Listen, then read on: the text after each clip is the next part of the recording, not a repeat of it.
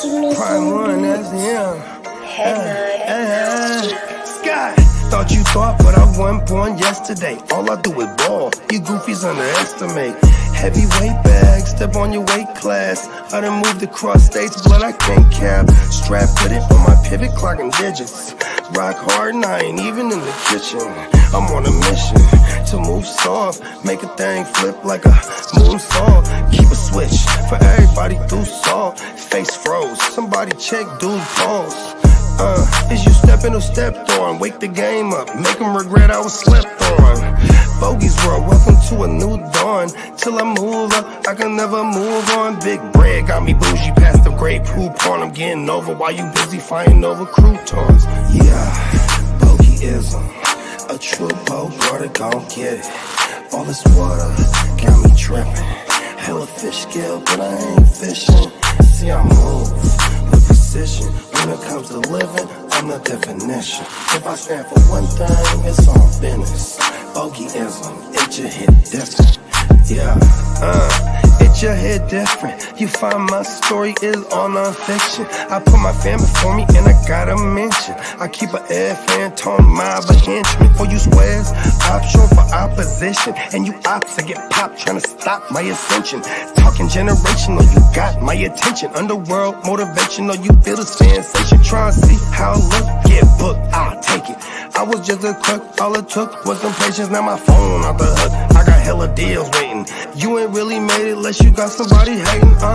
Bogey's world, welcome to a new dawn. Till I move up, I can never move on. Big bread got me bougie past the great poop on. Getting over while you busy fighting over croutons. Yeah, bogeyism, a true boat brother gon' get it. All this water got me tripping. Hella fish scale, but I ain't fishing. See I move with precision. When it comes to living, I'm the definition. If I stand for one thing, it's on business. Bogeyism, it just hit different. Yeah.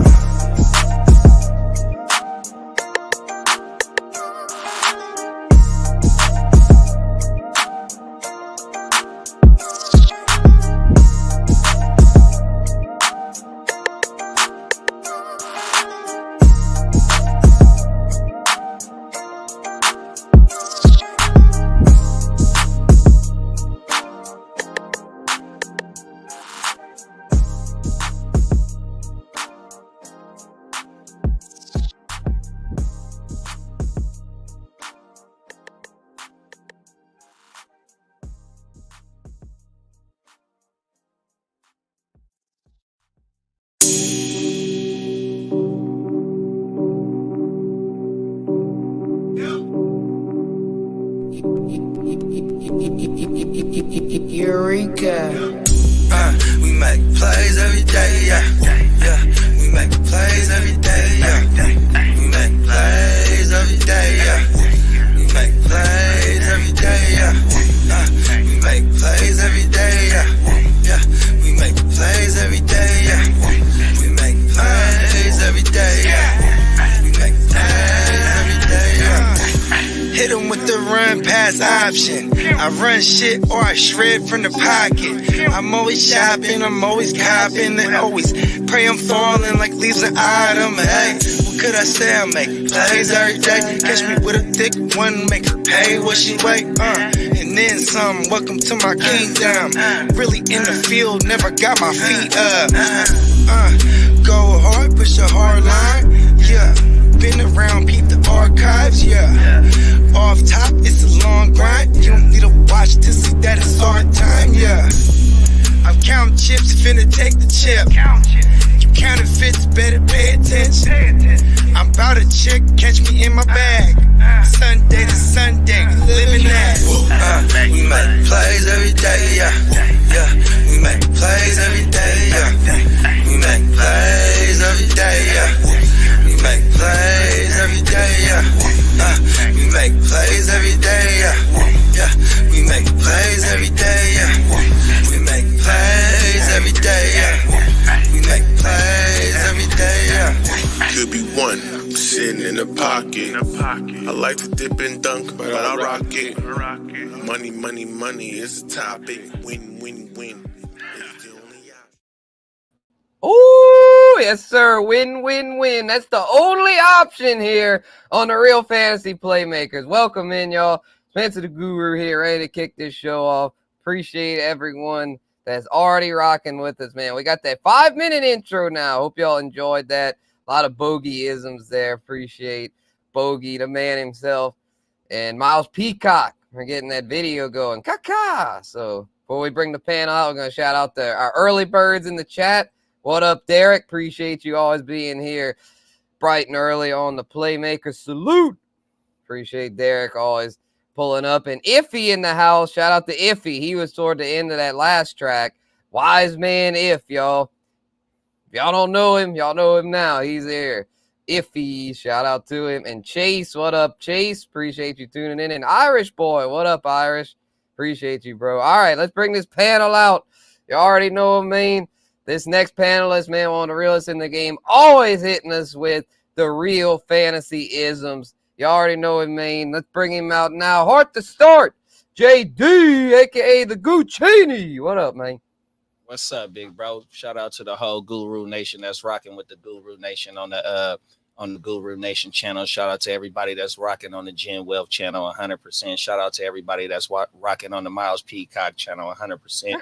Last but not least, shout out to everybody that's on the Heart to Start channel.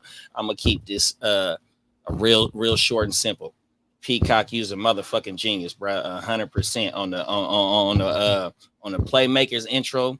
Nigga, I loved how the motherfucking the loading bar loaded with how the song went 100%.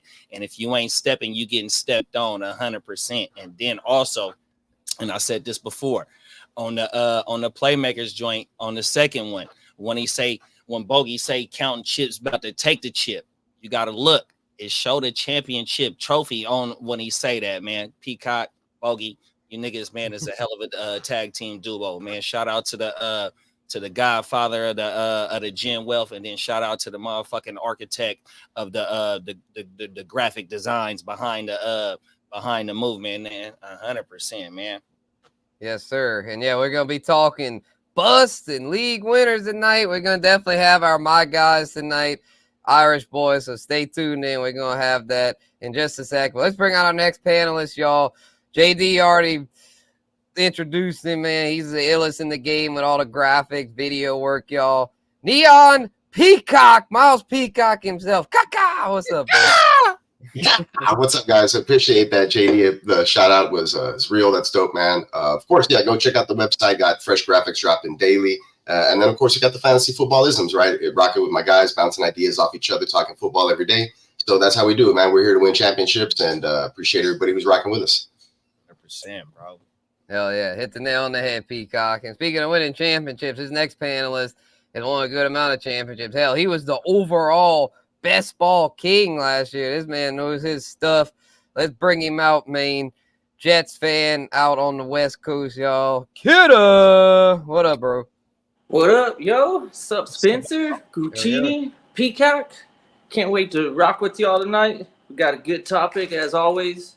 Man, it's going to be a fun one. I'm not going to give out any information, but hopefully I got some shockers on deck for y'all, because I like this type of stuff right here. This is what I like to do. I like to talk about fantasy football, and I like to surprise people with my thoughts.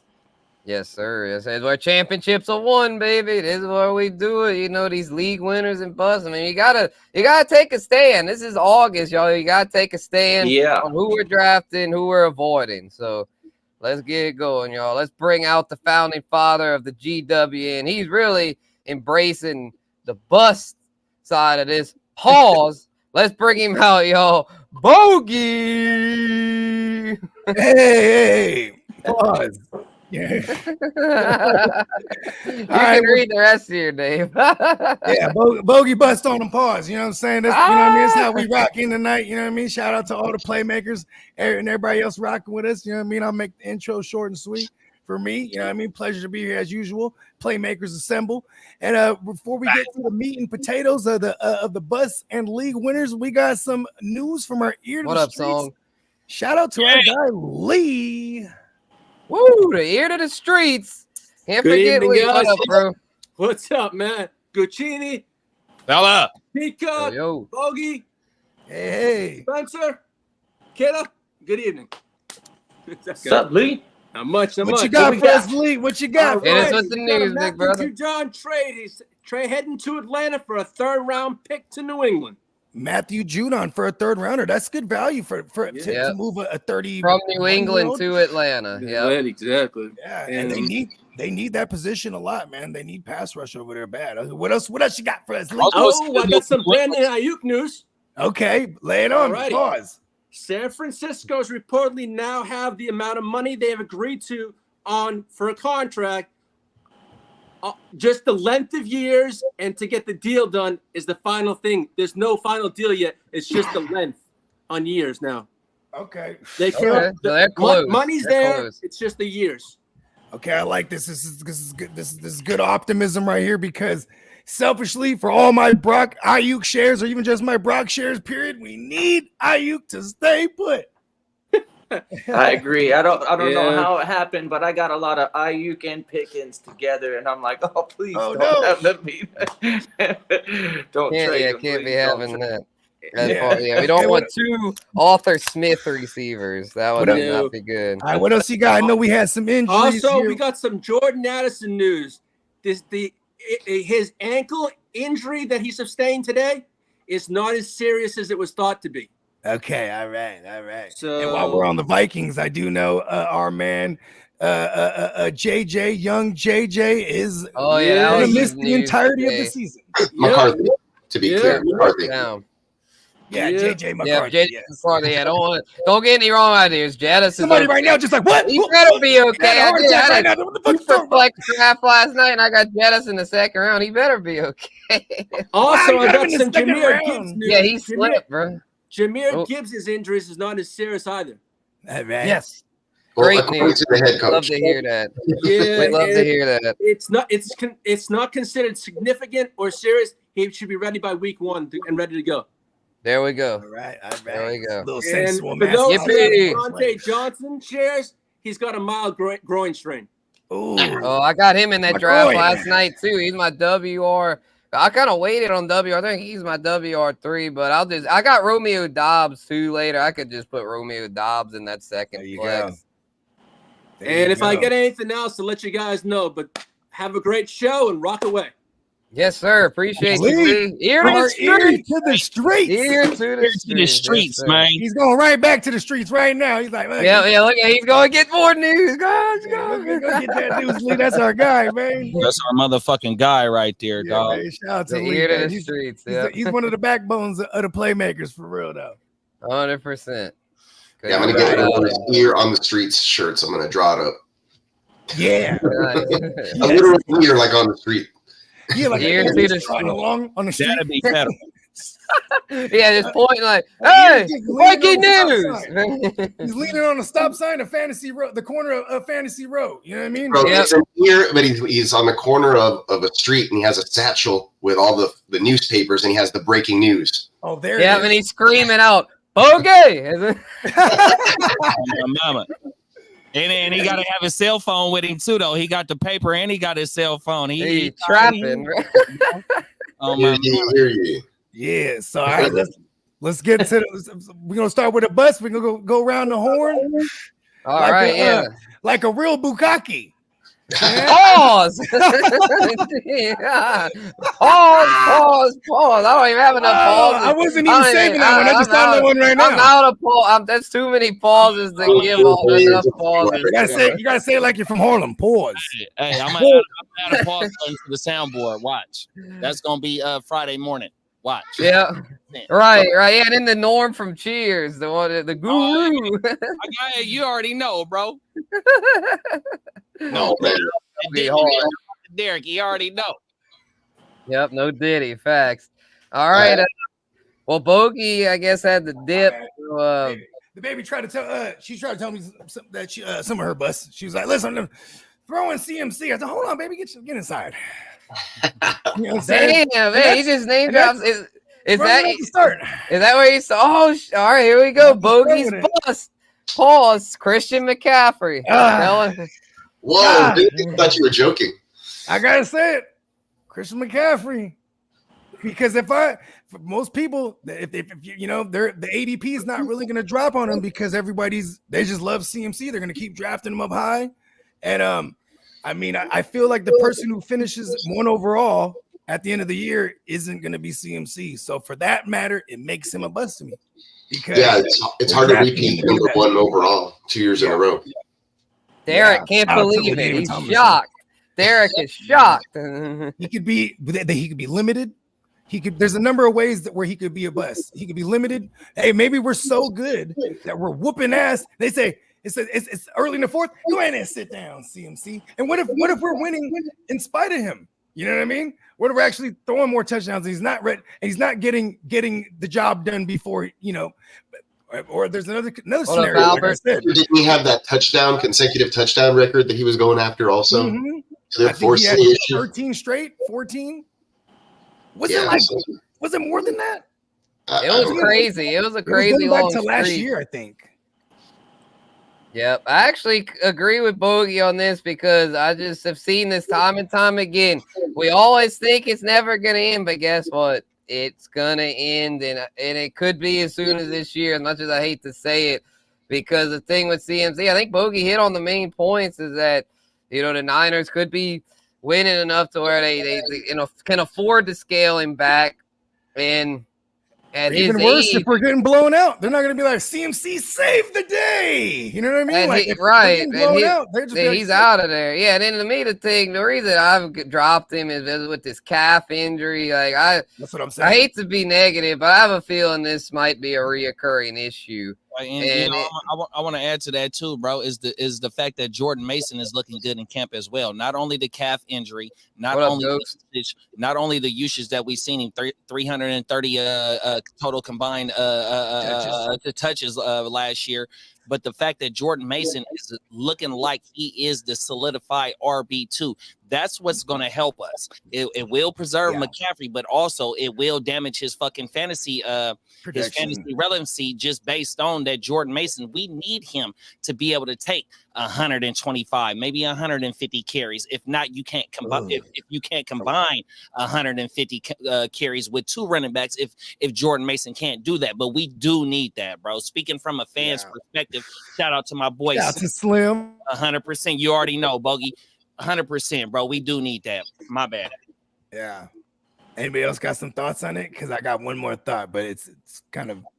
Yeah, I was just thinking, you know, if Brandon Ayuk ends up, which it looks like, you know, re-signing, they're probably going to want to, you know, utilize him even more because they've given him the bag, right? So they try to make him part of maybe a more focal point of the offense. Maybe it runs a little bit more through him, or well, I mean, I know that it's still that same kind of system where they love to run the freaking football, but at the same time, you know, this guy's been making a scene about, you know, money and staying and not wanting to go in. And so now he's going to be there, and obviously he's going to want like a woman, huh? We'll see if he lives it up. You know. Where should I go? You're going to stay or you're going to go, baby?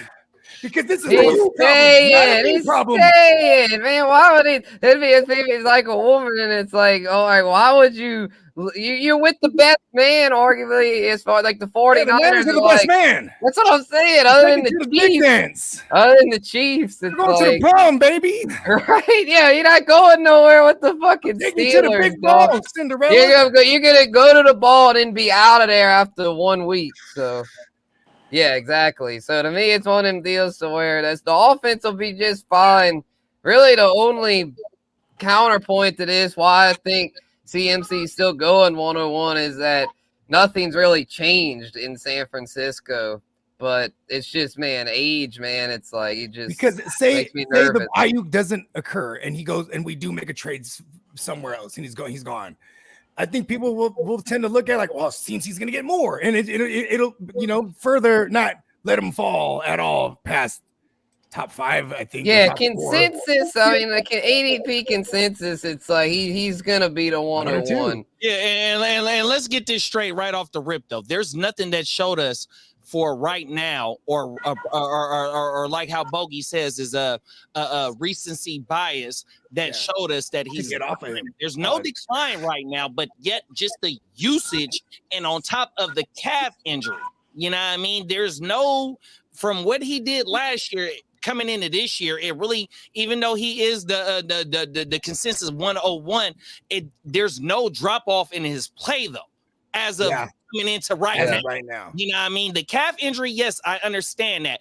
But my thing is, just as a fan's perspective and watching the Niners, we do need to dial the touches back. And with the emergence of JP Mason and the running back coach, they getting on a one accord, and it's showing and it's transitioning on the practice field, even though it's just a practice field right now. Well, it showed in the preseason game as well too, because I watched the preseason game. JP Mason did his motherfucking thing. Please forgive my and he could pass pro too. So there it is. He's a big dude too. He's about what 220 something like that. So he could carry a load. Pause if need be.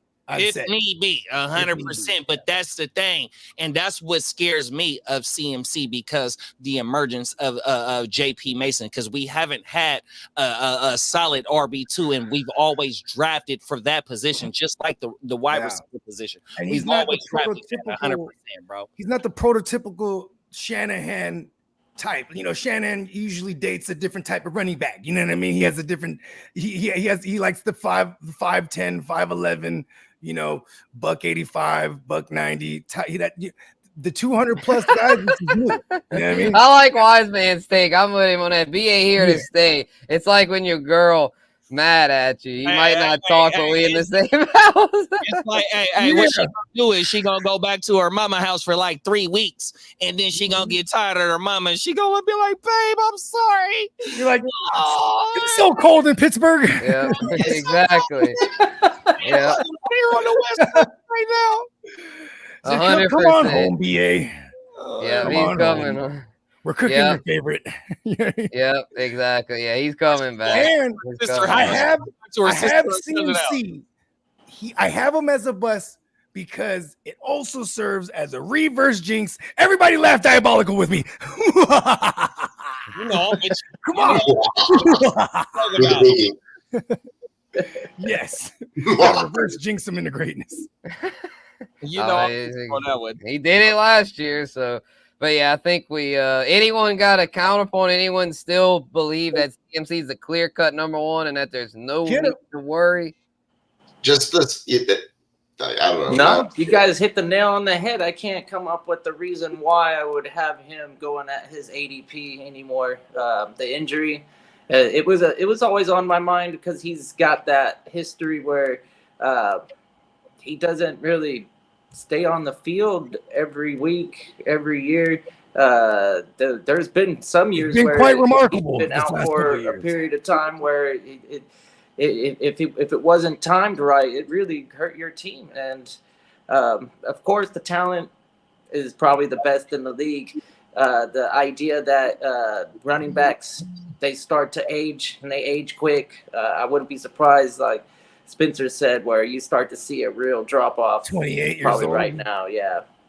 It'll happen. It has to happen. Happens to everybody, but just give it to me straight, Doc.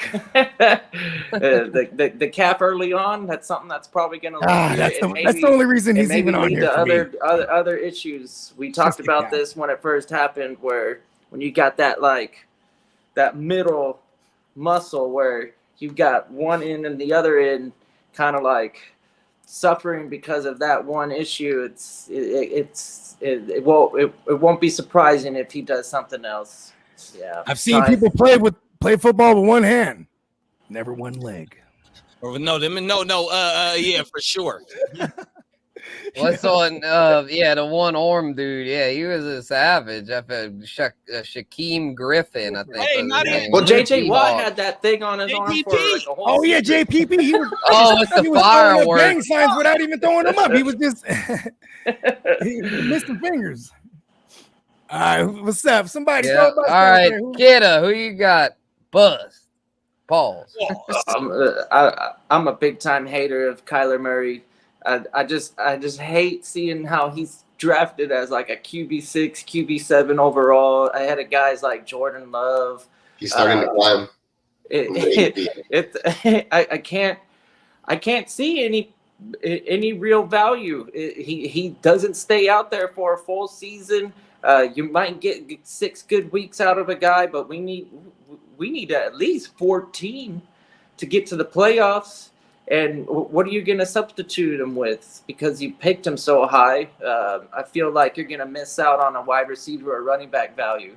And you could pick any dependable quarterback after that and still come out on top and have a better situation with a better receiver or better running back. I'm not taking him where he's going anywhere, but that's been my stance ever since he's been in the league. I just stay away from him. He's not my type of quarterback. I don't like anything about it. Damn, I know JD. That's Kyler's one of your guys. I'm guessing you have a counterpoint to this. No, definitely, and I'm trying to pull up the stats from when it was. I think it was 2020. Give me 2 seconds of what I wanted. When he had a new. Okay, yeah. Just for context, right now, Kyler Murray's ADP is he's 73 overall consensus, which would equate to a 7.01 ADP, and that should be that should be a 12-team single quarterback as well too.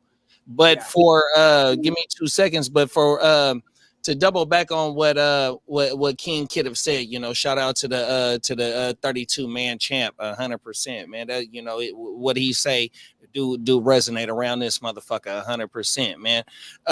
My dog Kyler, though, even though we haven't got a 16 game schedule out or a 16 game full schedule out of him since 2020, but in that 2020 season, the last time that we did get 26 passing TDs. Give me 2 seconds. I'm trying to pull up this shit.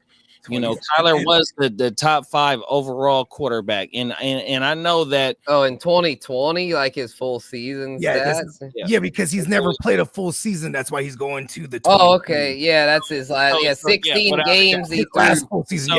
26. He was a top 5 quarterback. He was a top 5 quarterback, bro. That's my thing, and I can share the screen right now on where I am at the advanced metrics from the 2020 season. But Kyler Murray, he did have let's see. Give me 2 seconds. Let me see where I want to go ahead and go with this. He did have 558 passing attempts, 3,971 passing yards, 67.2% completion percentage, 7.1 yards per attempt, and 26 passing TDs. But also, where was his rushing TD? He had 819 rushing yards that year and 11 rushing tugs. When Kyler's healthy and on the field, he's good. You know what I mean?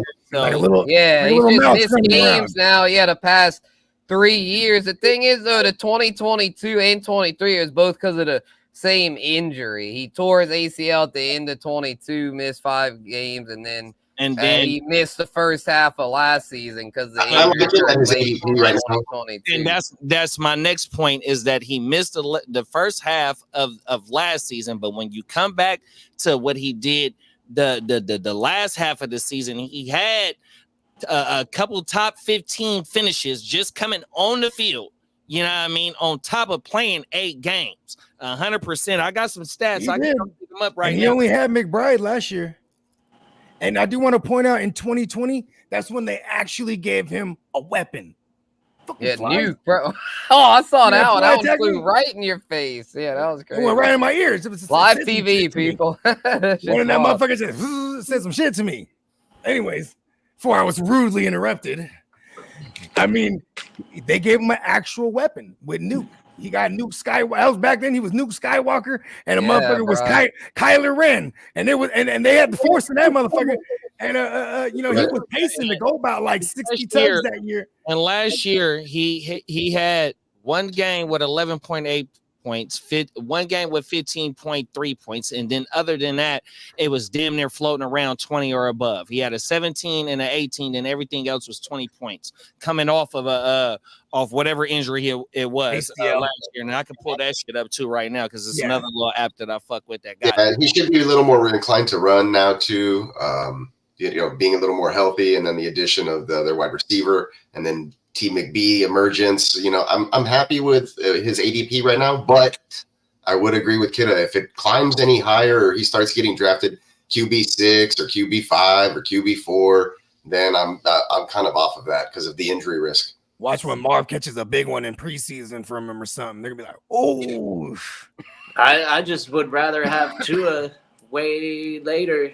I mean, there's no reason for me to climb the ladder to like get a Kyler. I don't know. Tua's on my Tua on my little shit later on tonight, bro. No lie. All right. Yeah. My thing with Kyler is right now I'm just kind of like, it's fair, like where he's going. I'm not with it or against it. I don't think I'll have much Kyler this year because the problem with Kyler is that I feel like a lot of times there is that one Kyler truther that's like clinging to him having the 2020 type breakout to where Kyler always tends to go. In my draft experience in the 4 or 5 redrafts I've done this year, he tends to go higher than that 7.01. A lot of times someone in the 6th round pulls him up because they love Kyler, and the value a lot of times ends up being Jordan Love, I feel like. Bro, it's the rushing ability. So in that 2020 season, it was 800 and something yards on 100 and something attempts. So that was second at the position on the attempts. So even that's 4 years ago, though, and now he's coming off an ACL. But see, what I'm trying to say is, even if he doesn't give you the 800, if he gives you a floating around 500, he can do that. He can pass the ball. It's not like he's a quarterback who relies on his legs first. He can go ahead and pick the defensive part for sure. It's not he's a run first quarterback, but also that he can bring you those rushing ability yards, and that's what we fall in love with. On top of in the fantasy community, when we have a dual threat quarterback, that's why he gets elevated like that. I'm not giving him the 800 yards in the 2020 season, but if he's floating around 400, 500 yards, then on top of maybe 3,500 yards, that's a 4,000 yard season, though, bro. Yeah.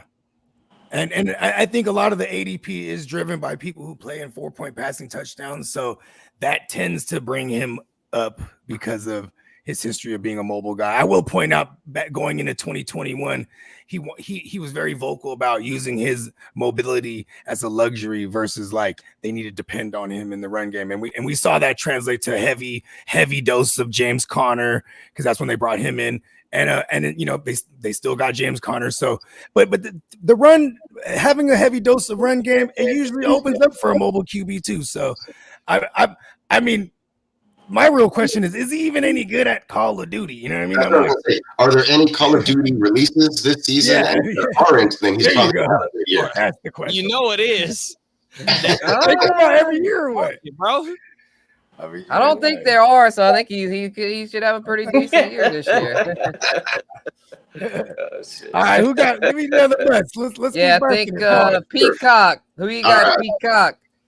Here's one that I just kind of recently thought about and didn't really think it was there because I don't. Yeah, first of all, I don't play in many leagues where you're forced to have a 1Z position, but we're talking redraft here. We're talking typical formats where people have to draft tight ends. So we're going to a tight end here who finished as, I believe, the #1 tight end last year, and he's being drafted as such again. And I'm going with Mr. Laporta Potty from the Detroit Lions as my bust. So Sam the ADP, he's expensive. Yeah, way too expensive. Sophomore slump. He is the first tight end being taken off the board.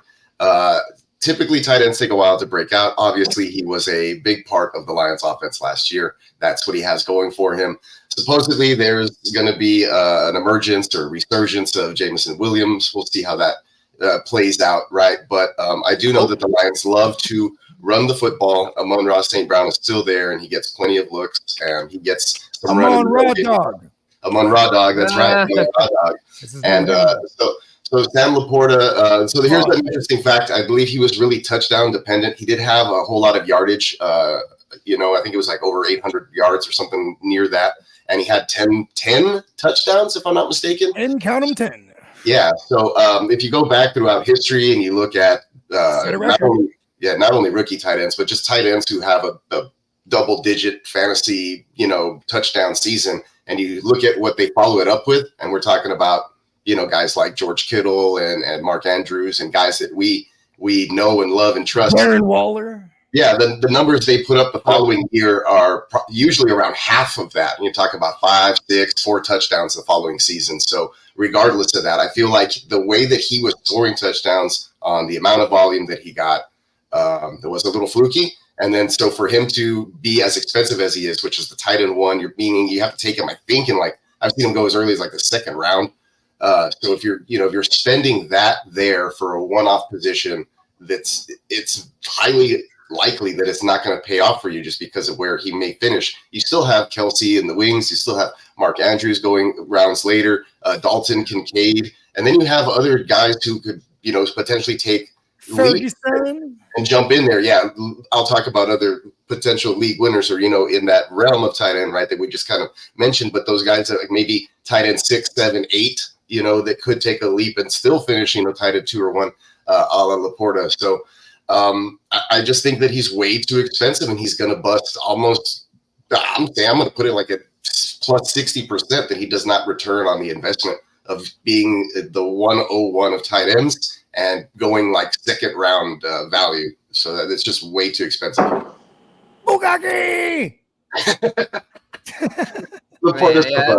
I mean, Peacock, you nailed that one, bro, in my humble opinion, because I just don't think Laporta is going to come anywhere close to his ADP. I mean, you just made all the points. I agree 100%. And I've noticed that he is starting to fall in drafts. Like last night, for example, he fell, and it's a super flex, granted. So he fell all the way to the 6th. And I was like, it's about damn time people are waking up and realizing that Laporta potty is not worth a 3rd, 4th round pick in Superflex. And single QB, it's even worse, 2nd, 3rd round. But I notice he's starting to slip, so I think people are waking up. But there's still usually that one guy that reaches on him in the 3rd and being like, oh, man, he's the Lions tight end. He's a stud. He's going to be like the next, he's baby Gronk, bro. Yeah, like he reaches around. Don't be that guy. Don't be that overall guy. On Fantasy Pros, he's the 30th player selected. That's tight end 1, and he's going right behind RB10, which is like Isaiah Pacheco, and right before That's quarterback outrageous. 3. Right before quarterback 3, Patrick Mahomes. So he's like fucked up, dude. I'm pretty Patrick sure whenever Mahomes over like Laporta, that one last night, was he the first come tight on. end, Spencer? No, Kelsey went in the 4th, and then there wasn't another tight end in the 6th. There was a big I was gonna run. say, I I would got imagine he would McBride in fall the if middle no of one- that run. Yeah, like if no one drafted any tight end, period, and then that guy popped off Laporta. But Kelsey went first, and it was a couple rounds prior. So that might be a one-off because people are going to chase that. And like, I don't blame anyone when they weigh heavy on a position that has scarcity. You know what I mean? So, but still though, man, it's mighty expensive and sophomore slump. I mean, we can make a million reasons why, but I tend to be a cheap bastard when it comes to fantasy, and I'm usually looking for value because that usually pays off. You know what I mean? Yeah, I load up on them running backs or receivers in that Laporta range. I agree with the panel. I'm not investing a high 3rd pick, a high 3rd round pick. If he falls though, we win. A low 3rd pick or a high 2nd round pick. And the back end of the 2nd round. I'm not doing that, bro. I'm not doing I like Laporta because he does it all. He gets out there and he can block too. So he finds himself in every single red zone package. You know what I mean? Yeah. That's my still saving grace on a Laporta as like a tight end top 2 tight end still and as a finisher. Are you getting the value though when you draft that way? Because other than the leagues like Bogey was saying where they emphasize the tight end position, there's like a lot of the leagues that I play, we don't have a tight end position, but we do a tight end premium. So then he falls into like the mid-range WR2s and then I think he's less valuable. But if you have the tight end spot and we don't have a breakout from Kincaid or anyone else, then I can definitely see him repeating the top 2 tight end overall. Evan Ingram, I don't know. You need to draft him as tight end 1. He needs to finish as tight end 1. You know what I'm saying? Because he's that expensive. Yeah, that was my case with CMC too. Like, it's like that. It's like that Kelsey and Mandrews year where they both had like 100 You points get out more there and you than put the your next body on the line for our guy. fantasy leagues. Goddamn it, If Laporta. that's what your tight end one does, then you're sitting pretty, kind of like the CMC last year, where he was almost a 50, 100 point lead on the next man up. So like those are the guys that you might want to like target, because if they can have that potential to be tight end number one overall, they might be crushing the rest of the grouping. And I don't. He's the past. But the thing, Yeah, I don't the know. I think it depends on your format. Was the double digit tight ends, but you had double E double-digit tugs. E squared that had 114 receptions, but he shout out to Evan Ingram. tight end. I mean, the double digits touchdowns. Oh, so it's Evan Henry Ingram. Tugs that propped him up, and in a down year for Kelsey too, and a down that's year the for thing. Andrews. So the thing is, if you got Laporta going at the back end of the second round, high end third round, but double E had 114 receptions, bro, and we talking full PPR right now, and he going in the sixth or the seventh round, around where Jake Ferguson, me and Bogey, we didn't have this conversation before. Around a Jake Ferguson who's seen 100 targets. Double E got 114 receptions like right now. Laporta might be somebody you might want to pass on, because you can go get you either your second RB Ferguson, Njoku, Ingram, those guys, McKincaid, if you're lucky and he drops. Yeah, I mean, shit, even taking a shot on a Goddard, you know what I mean? Like, where I might, like a Goddard might not get as many receptions or the yardage, but I mean, would you argue if he fell into like 10, close to 10 touchdowns, just vulturing him, you know what I mean? And like, what do we do with our tight ends? A lot of times when you get into that realm, you're looking for a touchdown, you know what I mean? And I don't know, man. Goddard has a glass chin, so he might not make it all the games of the season. I'm not going to argue that. That's all I'm saying. He is connected to Hurts, but like you said, there is some value. Let me see what Laporta red zone targets was, because that damn sure because that double digit tight end. I mean that double digit touchdowns. He had 16 red zone targets, 11 receptions in the red zone, which was fourth at his position.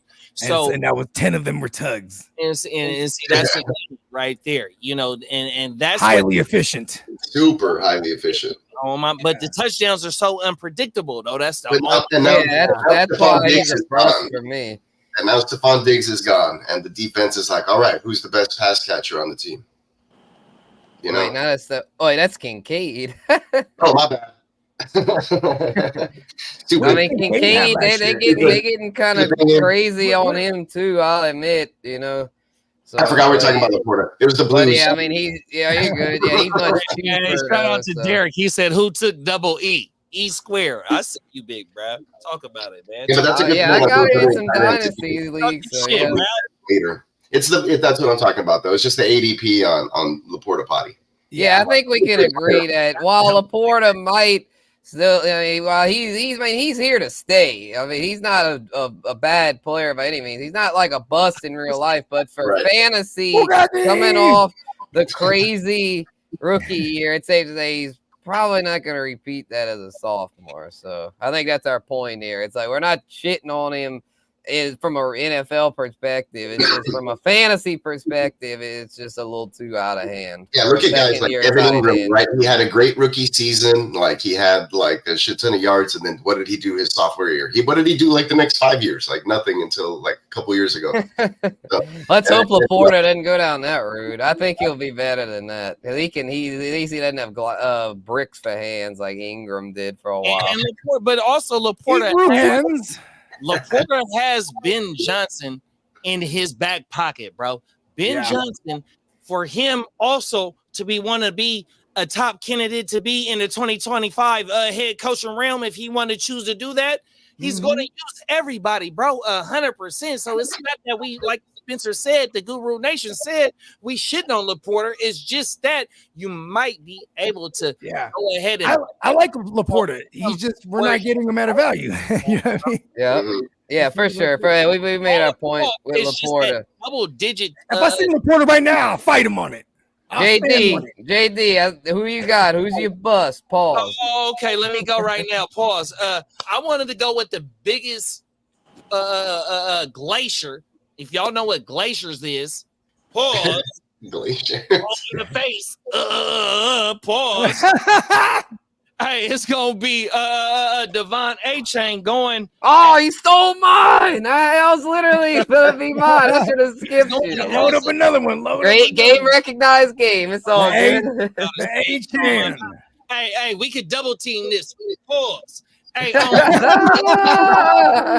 look, as the 23rd overall drafted player right now, right?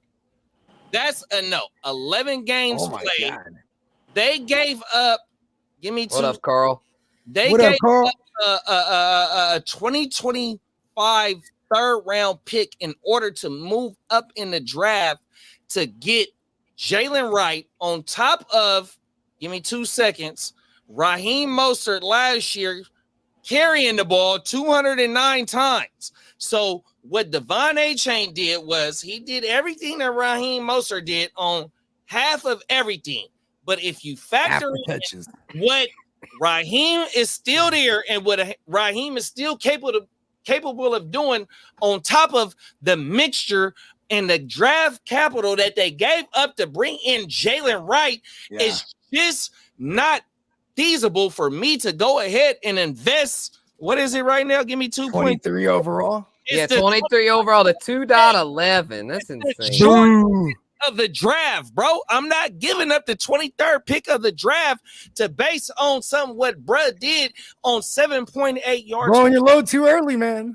I can't to me, but also on the flip side, the argument is he's the biggest league winner that could be there. 100%, bro. He could damn near be a bust and a league winner. Yeah, he'll have some weeks to be the league winner, but here's why I think he's a bust. Because the opportunity share, bro. Because JD hit the nail on the head. Radio Raheem. They drafted Jalen Wright. They're going to use these guys. Those guys aren't just going to ride the bench. And so to me, the thing with Achane, he's going to have a few really good weeks, but I also think he's going to have a lot of weeks where he just doesn't get like 10, 12 where touches. It's going to be like, and he's just going to be kind of underwhelming. If he doesn't bust a big one, pause. It's like, you're just so dependent on the big play with him. It's way too volatile. He's a wee little man. Way too volatile. I don't like these volatile players. Which one of my busts that they're going to talk about, Paul, is going to be someone else that I think is too volatile. But for this one here, it's just Achane, man. It's just as simple. It's as simple as in the early rounds, I want guaranteed volume. I want someone that's, all right, he's going to be a 15, 20 carry back, running back. Yep. Receiver. I want a guy that's going to be targeted at least 15 to 20 times, bruh. Heavy volume. I want volume in the early rounds. And the problem with Achane, I know they're very efficient, and Peacock, I'll let you get your counterpoint in, but I don't care how efficient you are. If you're not getting the steady volume, I'm out, because we've seen it time and time again in the NFL. The league catches up, and as great as Achane was as a rookie, there's no way in hell he's averaging 7.8 or whatever the hell it was per carry. Yeah, there's no way in hell he repeats that, but the floor is yours now, Peacock.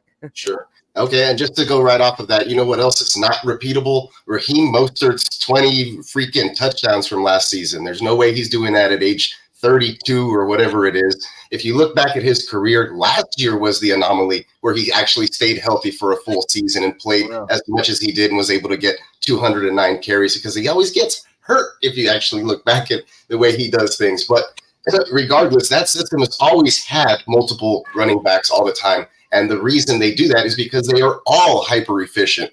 And so I believe that this young running back, Mr. Achane, is going to still thrive in this. And even if that 7.8 comes down to 5.5, which is probably what I'd peg him at, that's still going to be fantastic. Not only that, they use him as a wide receiver, and they move him around. He's not just strictly a running back. They put him into the slot.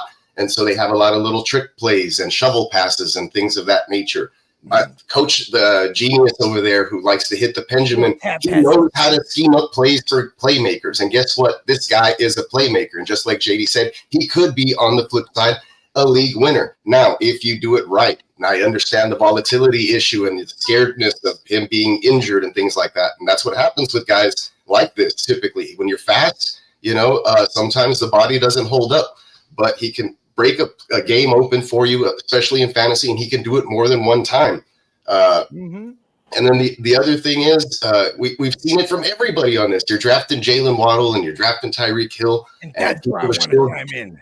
people are still drafting, Mostert later on and stuff. Jalen Waddle. Think about this. Mostert's ADP, we're getting him at a value and way later because it's built in. It's already baked in because people are expecting those touchdowns to come down or for him to possibly miss some games or get phased out of the offense because he's old, and they drafted another guy who could possibly replace him if he goes down to injury. So they always want to have two running backs where they can slice and dice. Loaded. Yeah, and keep their pockets loaded because that's just the way this thing goes. That's the way that they run that offense, and that's the way the coach run things. So I think that he doesn't need to have a whole ton of volume. He can get it done from 8 to 12 touches and be electric with them and score points. And if they get down into the red zone, like I said, I've seen him manufacture little shovel pass touches to get Tua up there, and this guy's on the other end, and they did it for Raheem Mostert a lot last year. And maybe the coin flips the other way, and we do realize that Achane missed some time. What if on this, go around, he stays healthy, you know what I mean? And it's the Mostert the other way. So I don't want to just throw everything to injury risk on this. I think that he could potentially return on his value. If also, like I said, you draft right, maybe you get a strong, solid running back like Saquon, and then boom, you're at the end of the round or something like that, and you go with Achane with your next pick. I mean, I'm not mad at that. You know what I mean? Yeah. Okay, I got 2 points. So in 2022, Raheem had 181 attempts. Last year, he had 209 attempts. So, Raheem was a journeyman through He's getting the Alvin Kamara type workload when he had Mark Ingram with him. Like so he's going to get 180. So my thing is that even though they drafted Achane last year and Jalen Wright this year, I don't think that Raheem is gonna get too much dialed out, and I agree with you, Peacock. Come on now, 100%. I agree with you on the double-digit touchdowns. Definitely regressing. It was fucking 20 total 22. touchdowns. It was 18, 19 on the ground and like 2 receiving. I definitely agree with you with that. But I'm gonna make a point later on in the show about the wide receiver duo being the whole offense of the or maybe like 75%. Man, I don't know the passing game. The passing game is definitely like 70% of the offense. I got the shit written down right now. I just don't know how to go ahead and put how much the percentage is. But my thing is just that just where Devon is going, I can't do it at the fucking 100%, and it's just so much that's going on in this offense, big bro. That's my only thing, my nigga. But if it hits, it's over. It strikes fear in the heart of your opponent. You're right. Yeah, them is facts. That's the CJ2K effect right there. Yeah, but I don't have him in redraft. Trust me, I don't. I have him in like dynasties where he falls. Where he wasn't as expensive. So yeah, it's like with Laporta Potty. I got Laporta Potty in a lot of dynasties. So like not redraft. So like we always have a saying that chances make champions, right? And there's certain rounds at the beginning of the draft where you got to take that chance on one of them players that's going boom. So my player is Anthony Richardson. Some motherfuckers, even before the injury happened, is Jameer or Jameer. Excuse me. Shout out to the Guru Nation. I don't want to. I think AR-15 is the same type of player. He could be a league winner and he could be a draft bust, just like 100%, just like Drake London. We might talk about Drake London later on tonight. Drake London could be a draft, a league winner or a draft bust. It's just certain parts of the draft, especially in the first 4 rounds, that you got to pick and choose where you gonna take your swing for the fences, like Malik Neighbors. Even though Malik Neighbors ankle injury right now, he coming back. They say he's ready for the first week, but you got to pick and choose where you're gonna take your swing for defenses. But this is redraft. We need all the points right now, bro. 100%. Yep. Yeah. Any more thoughts on Achane before we get to my bust? Pause. My bad, Guru. Oh, you're good. You're good. See you, bus, Yeah, I father. think. Yep. And I'm in cover your ears, JD, and he just mentioned him, but I gotta do it because just looking at his redraft price, I just can't swing it, man. Speaking of swinging for the fences, it's like I'd rather swing on a QB later if I'm gonna swing. And I think y'all know where I'm going with this, y'all. Anthony Richardson.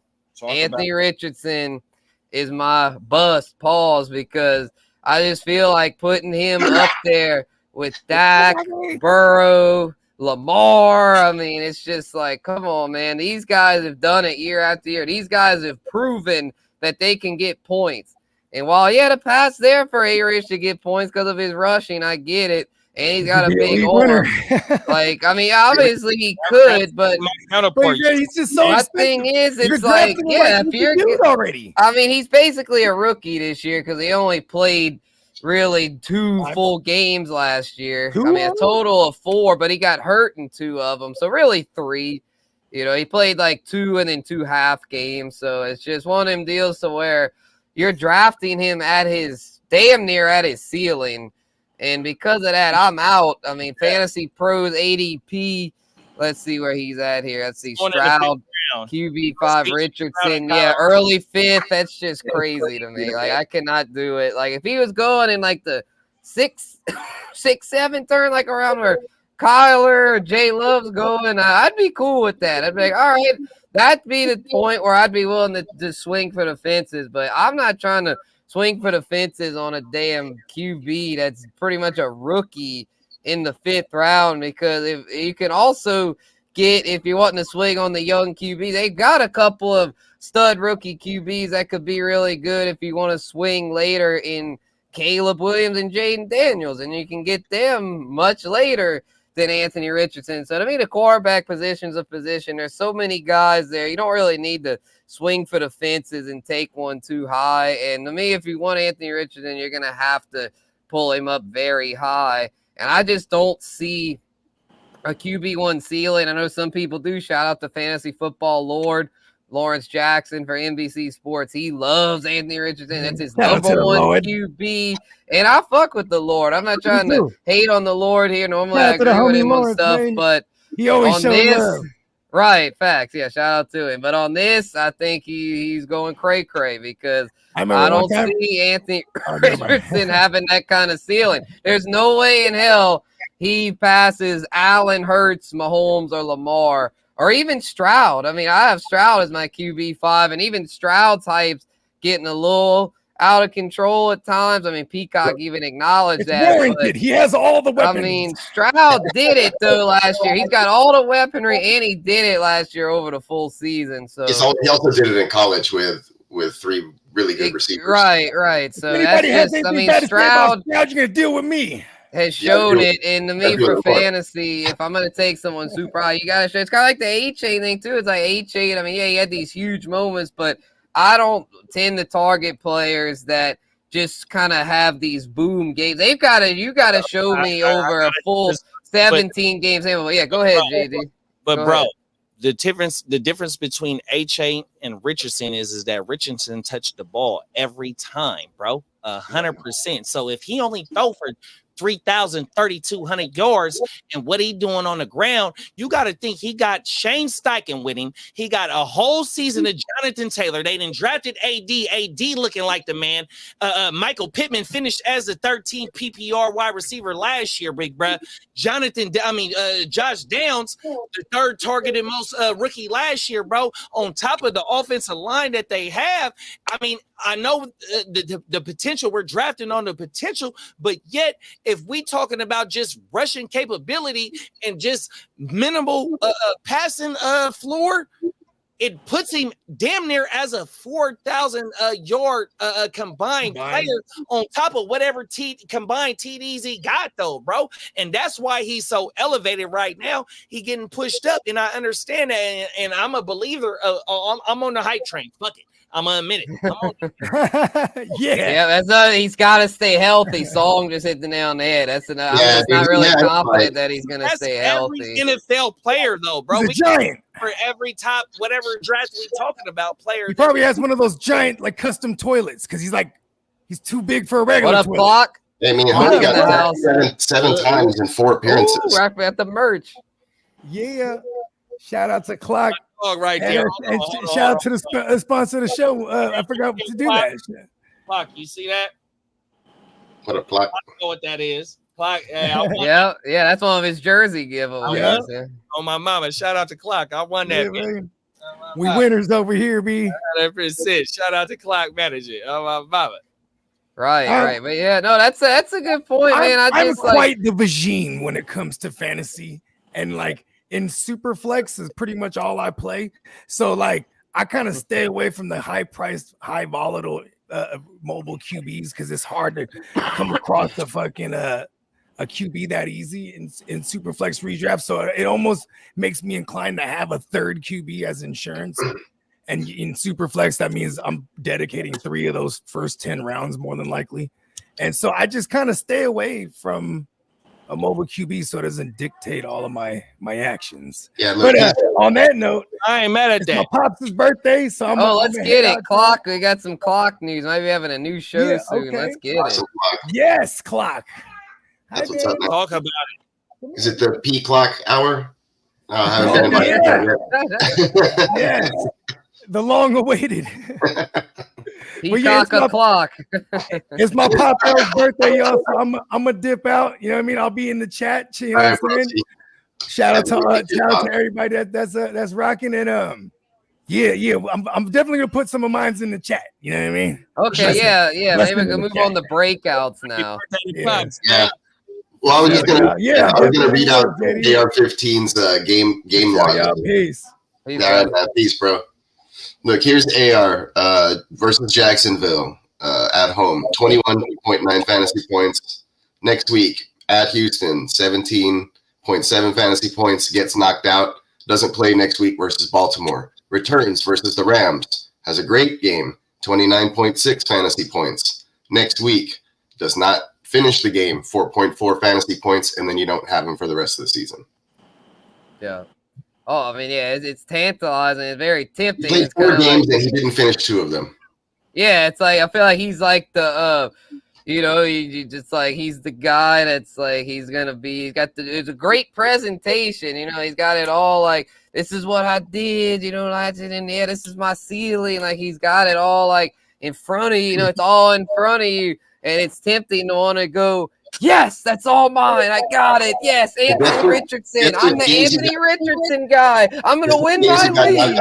It's tempting, but the divisional games when the teams of the defenses are coming after him and they're hitting him hard and they're like, we're not gonna, you know what I'm saying? Like it's tough to finish. He got knocked out versus Houston and Tennessee. He only had 4 plays with JT though, bro. So he felt Shane Steichen also felt like to go ahead and win them games, he had to go ahead and use Brett like that. Now he got a full season with JT behind him. Well, they said they're not going to change his play style, so he's still going to run out there and. No, I understand that. I understand that it's broken plays, but just also calling and dialing up plays, it might be dialed back just based on that they got JT there. Now, when it's a broken play, I understand what that's going on, and that might limit him getting hit instead of being a dialed up run play, which he did lead the at the quarterback position in the red zone. He led out of quarterbacks in those first 4 weeks, like you said, 3 weeks. He led out of all quarterbacks those touches in the red zone. Yeah, I'm not saying he's not going to be good when he's on the field because he's shown that he can run the football. You know what I mean? Yeah, occasionally throw a dart to a wide open guy too. Yeah, I'll admit this, JD. I recently moved him up over Burrow in my ranks. I started thinking, I was like, well, shit, Burrow is always getting hurt. It's like, if I'm going to knock Richardson for injury history, well, I got to knock Burrow some too. So, all right, now I got it. Richardson, QB7, Burrow, QB8. I still have Dak over Richardson. I know everyone hates Dak, but I'm still a Dak believer because he's just, I feel like every year he gets his numbers. Yeah, just Dak hits the thresholds. He checks the boxes. Yep. Dak that pass up, baby. Jack that ass up. Yep. Hilarious. It's not it's not sexy, but it gets the job done. That's this I feel is- like every year with Dak Prescott. Yeah, This but is like everybody else we've he's kind one of those talked guys, about. He Boom or could bust, be both. right? Right. All right. Y'all want to? I actually got one more bust before we move on to breakouts. But if y'all have more busts, I'll throw I them can in. just But do like an honorable mention. oh yeah, this is my other bust. So you could say honorable mention. Richardson's probably my biggest bust, but this is my honorable mention here, and this is kind of a one that it didn't really dawn on me till today. I'll be real with y'all, because I was like, who is a receiver that I feels a bust? Because looking at the receiver list, I mean, because I've kind of warmed up to Drizzy Drake London as far as I used to was shitting on him, and now I'm like, all right, whatever. He's like a WR2. I get it. It is what it is. But this is my bust receiver because I just feel like he's going too high and he's an aging player, and I'm out on him this year, y'all. And that's Mike Evans. Oh, I'm out on Mike Evans, man. And a lot of it honestly has to do with Godwin, moving Godwin back to the slot. He's got Godwin in his name.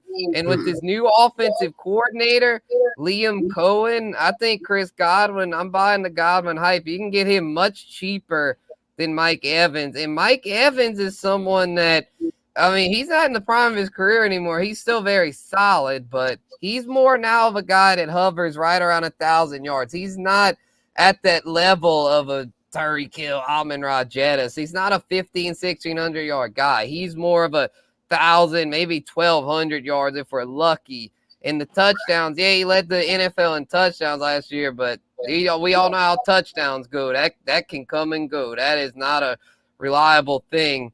So Evans is me. He's going too high because he's going above guys that have a lot more upside than him. Me guys like Ayuk, Pittman, Nico, DJ Moore, even Waddle. I mean, I'm to the point where I'd rather all these guys because they're younger, they've got more upside, and with this new OC in Tampa, he's put up a lot of touchdowns.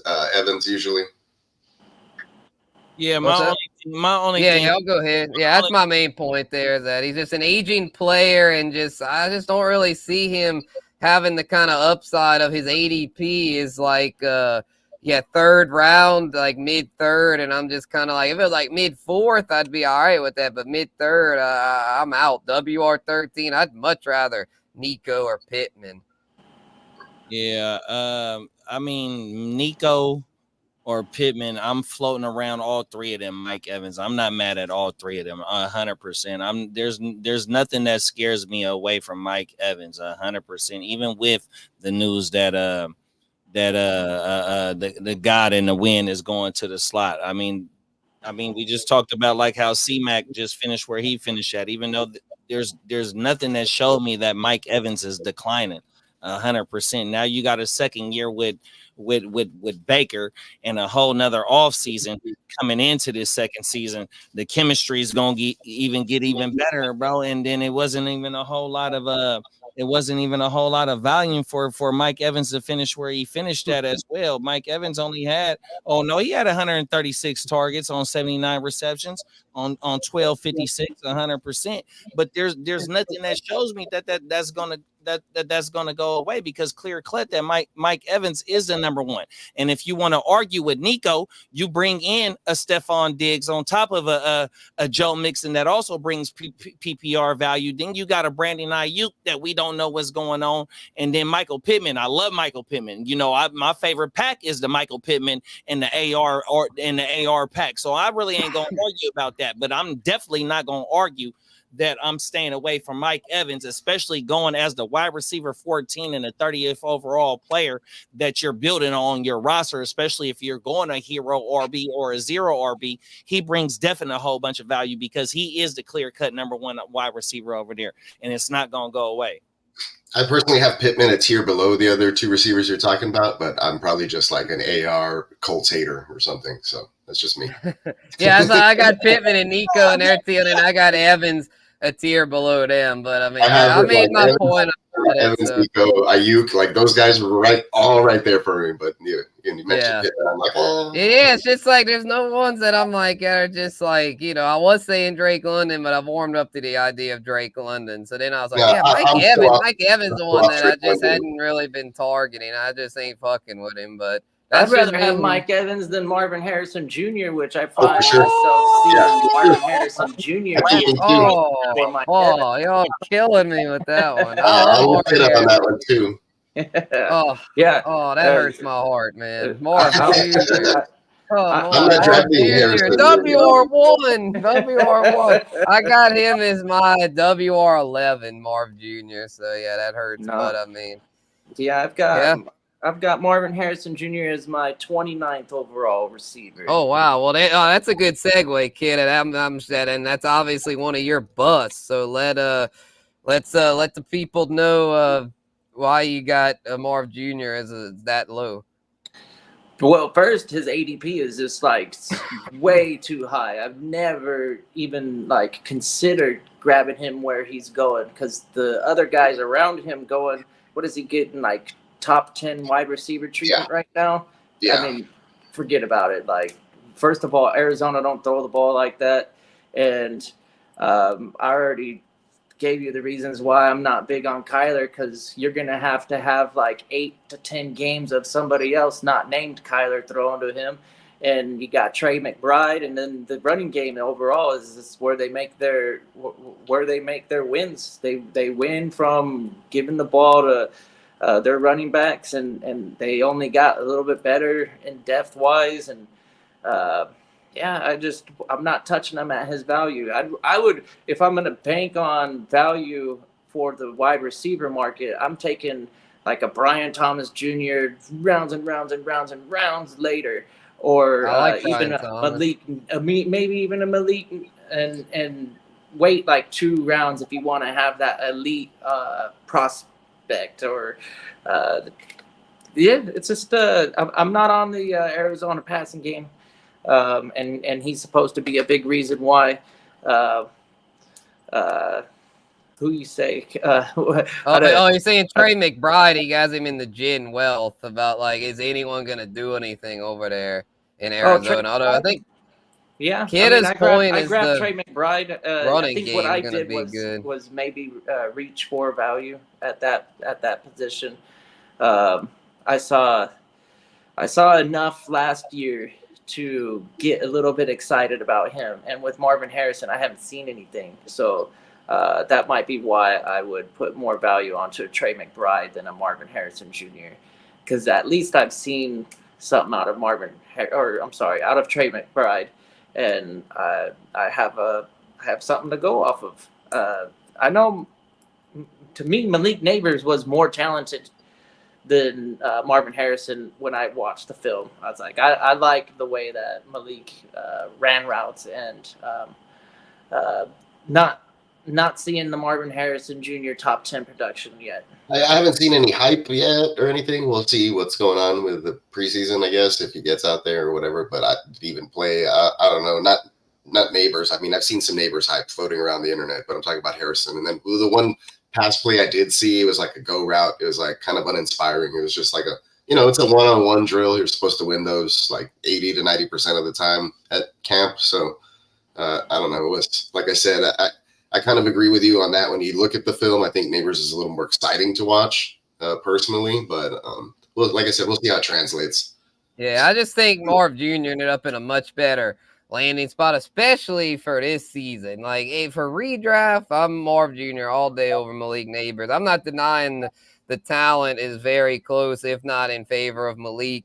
I think Malik's an elite talent. I covered him in high school, so I mean, I might even be a little biased on Malik because I covered him, but I just think, he's going to, once the Giants clean that mess up, he's going to be special. So for Dynasty, I love Malik Neighbors. The problem is, though, as a rookie, he's walking in arguably the worst offensive situation in the NFL. Brian Daboll is a joke. I mean, they figured him out real quick after that first year. I mean, Danny Dumbass. I mean, he's Danny Dumbass for a reason, y'all. I mean, we know it is. He's incompetent. When Kyler's rolling, y'all, Kyler's a very solid QB.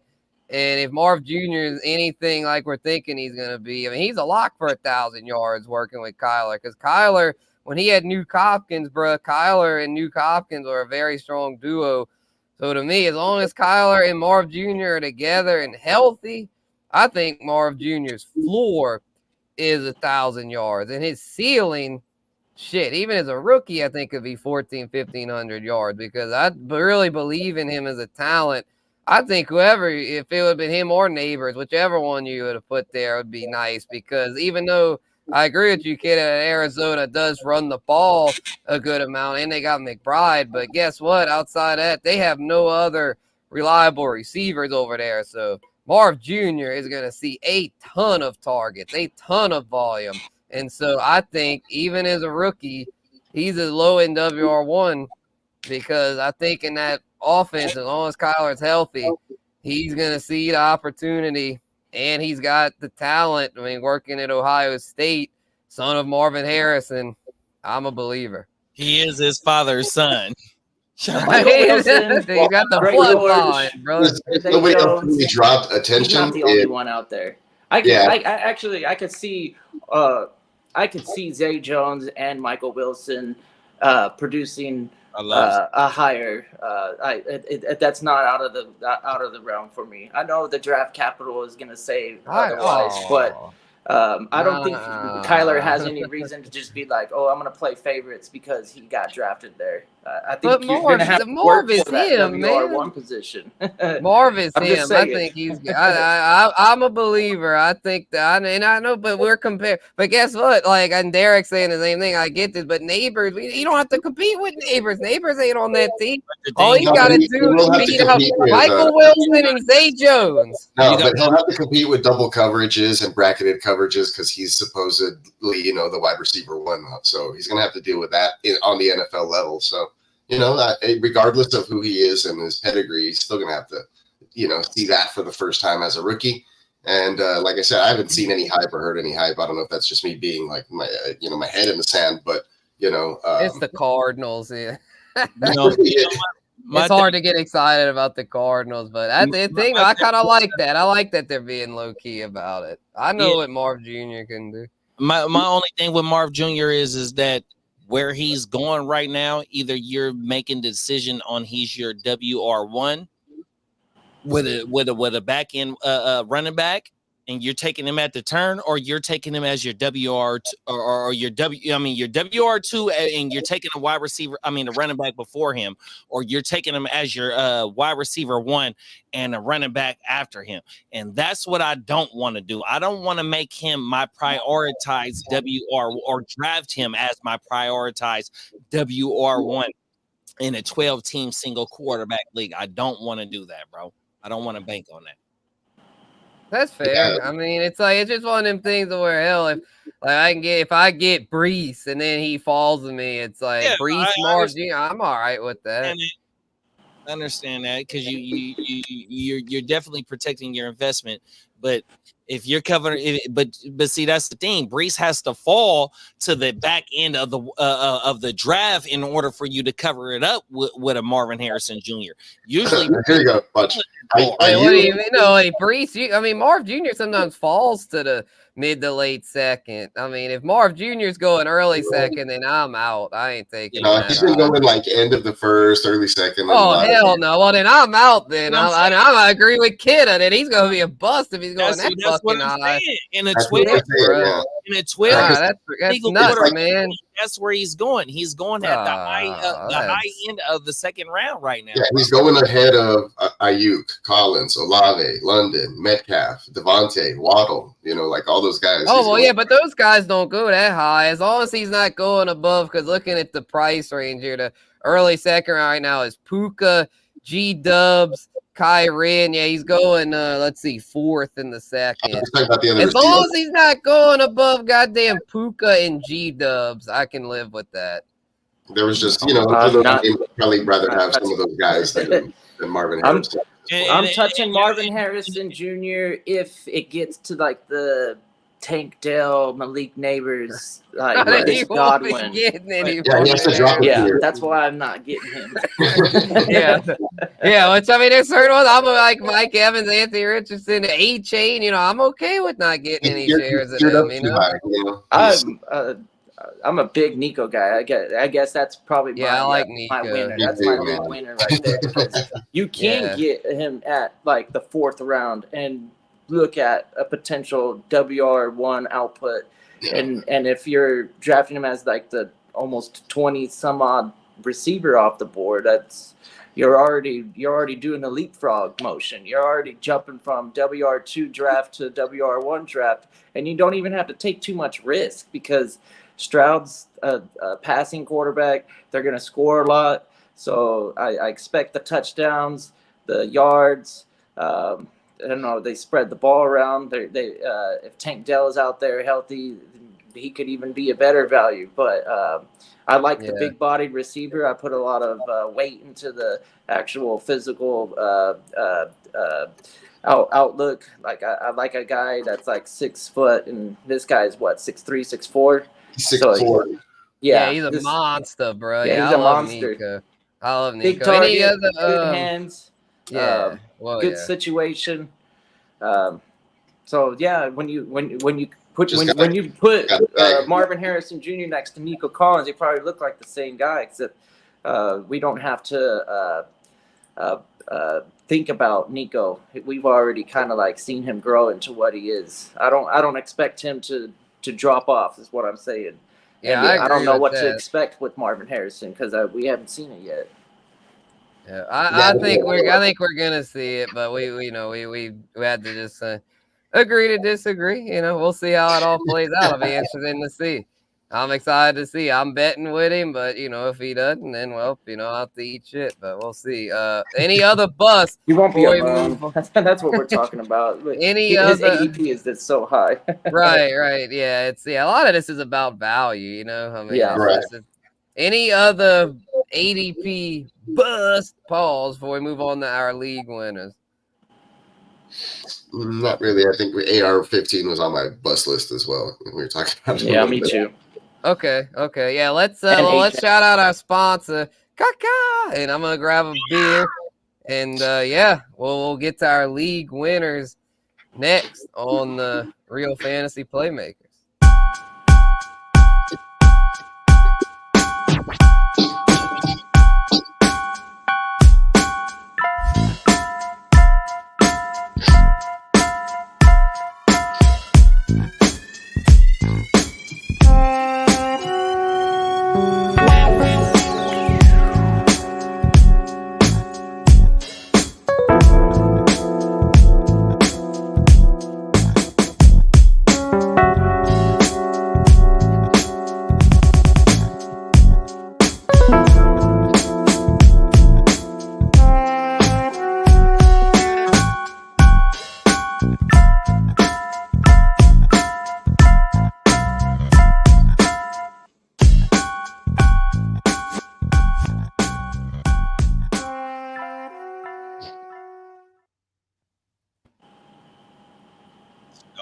What's going on, y'all? Y'all make sure y'all go check out. Y'all see it in his bio right there, the thing right there, neonpeacockmerch.com. 100%, man. Go get all the illest drip for your favorite team, for your favorite fantasy player, or whatever you got creative. He gonna cook that thing up for you, man, like he making some gumbo. He down there in H-Town, so he know about that what's going on with that gumbo, that Creole like type joint. 100%, man.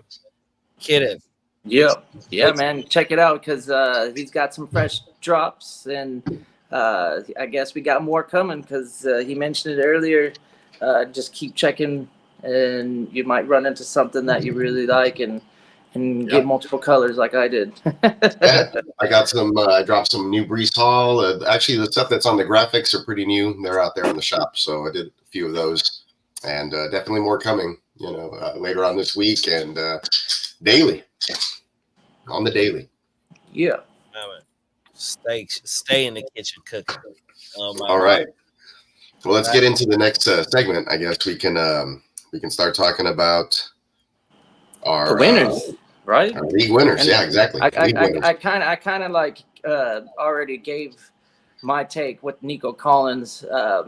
I have him as a I broke down the few dozen drafts that I've done this year, and I have, in conclusion, for my top 5 rounds on average, I'm going CeeDee Lamb, Puka, Josh Jacobs, Devontae Adams, and Nico Collins and I've reached for Nico because I felt like the draft was forcing me to make the reach, but to find myself picking Nico Collins in the 5th, 6th, sometimes I'm just jumping for joy. I'm like, whoa, I can't believe he's just like, I guess it's the Stephon Diggs effect, and I just don't think that the volume of the passing game is going to really deter his ability to output a WR1 season.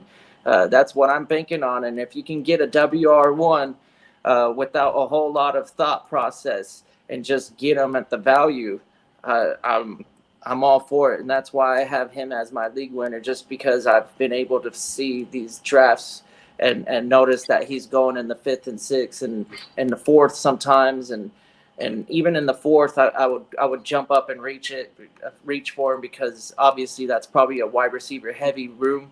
And if I get Collins on all my teams, I'm gonna be really happy, because that's where his value's at, and I believe in him. I think he's a real league winner. Yeah, I believe in Nico. As far as the talent, like you said, the prototypical wide receiver 1 build, really coming in and the breakout age, and then coinciding with CJ Stroud and his Stroud's rookie year, right? Obviously, so all that stuff, it was like a perfect little, I don't know what you would call it, man, but it all happened very nicely for Nico Collins, and I've always liked him since the Texans drafted him several years ago. I think this will be his 4th season in the NFL. So I actually have I don't know where it's at, but I have an autographed Nico Collins rookie card somewhere. But anyhow, like I said, coming out of Michigan, I thought that he had, just great physical attributes. Michigan guy, Nico? Yeah, for sure. And okay. So now he's really fine-tuned a lot of his abilities. Like I've seen him, he's put on speed, now at a level which he really didn't have his first couple of seasons. And then he saw it last year, his ability and his aggressiveness, his style kind of changed. He's been more of a lower the shoulder, break tackles, not running out of bounds kind of guy. And so a lot of these DBs are expecting him to do that, and he'll catch them by surprise, and he ends up, turning that into even more yak or a touchdown or something. So he's actually really hard to bring down as well.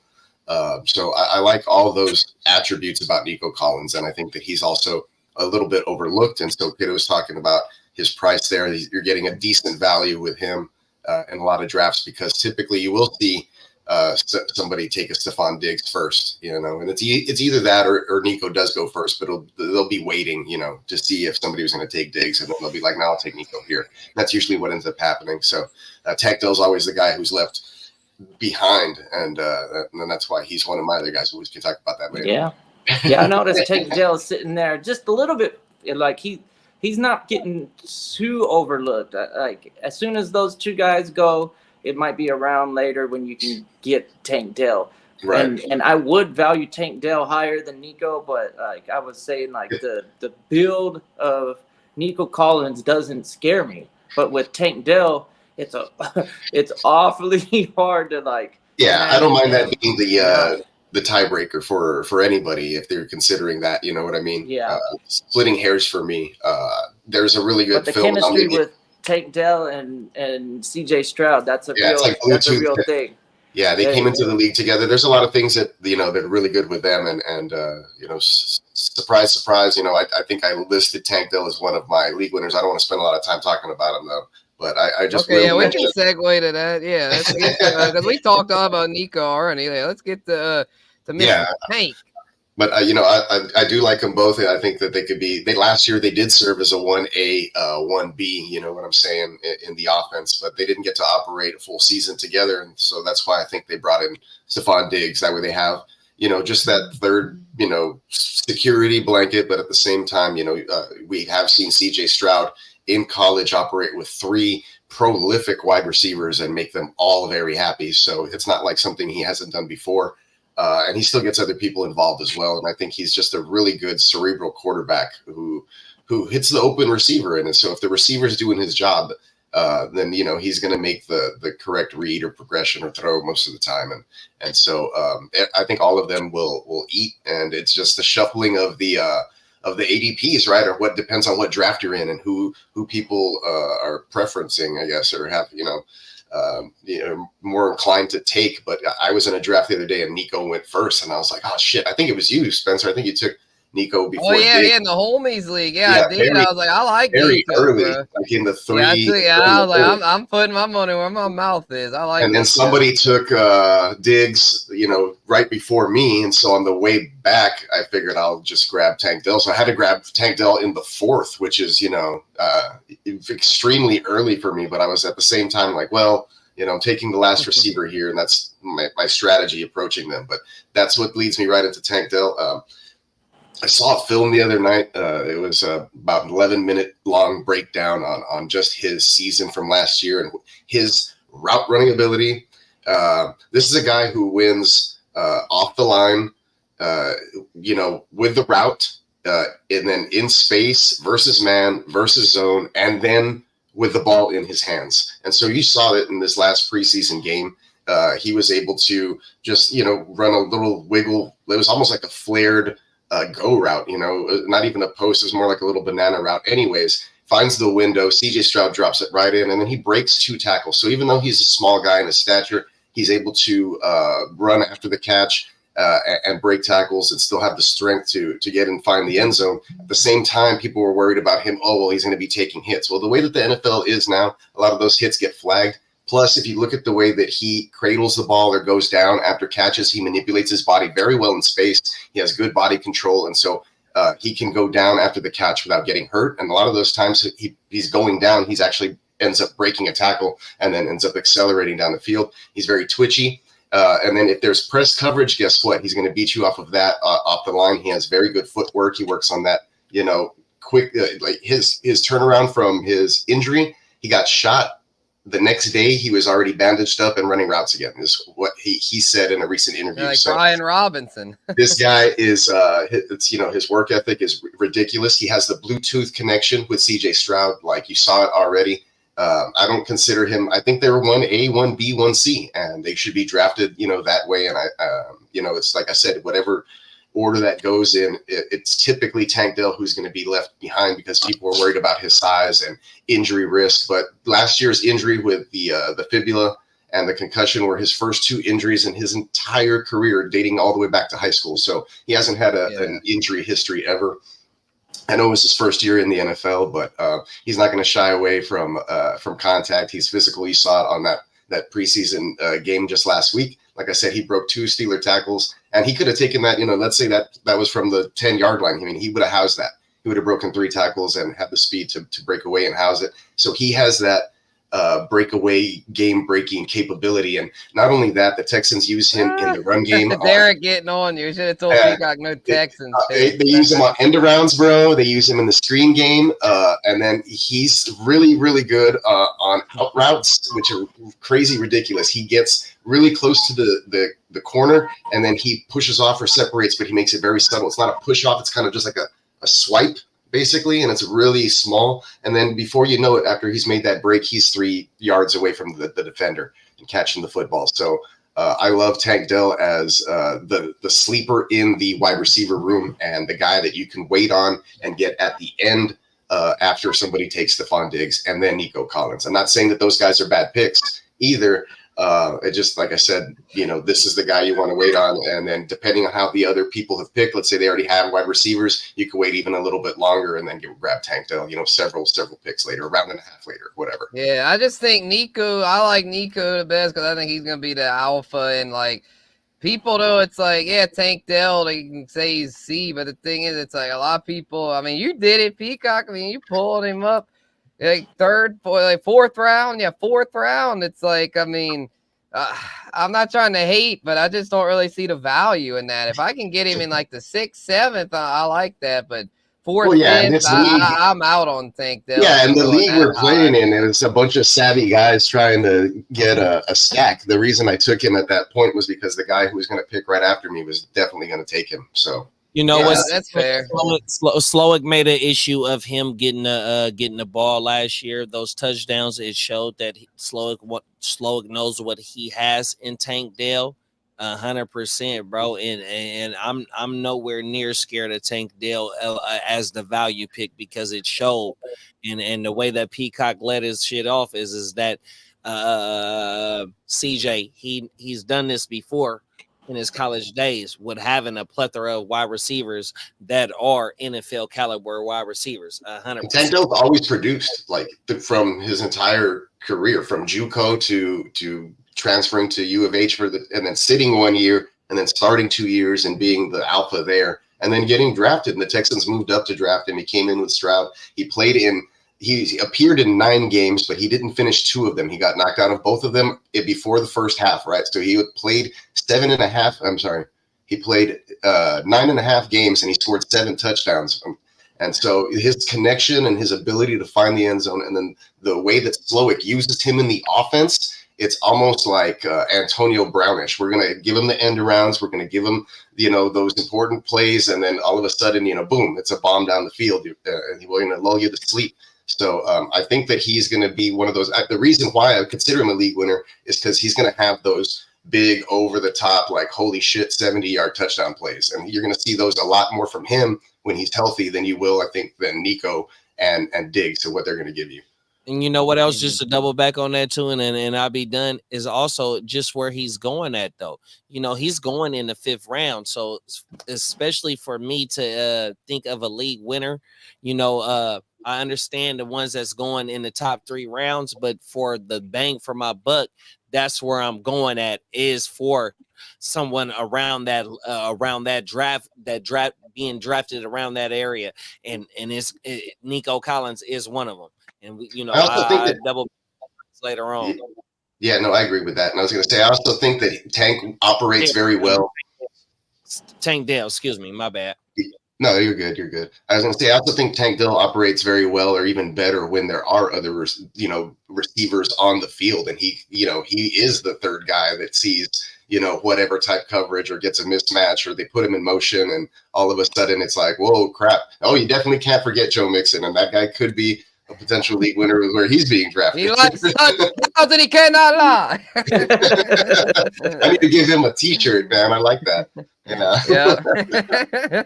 Yeah, I definitely like Tank Dell. That's why I have them as a top 3 fantasy offense. I have them with the Lions and the Rams. I like the Texans a lot.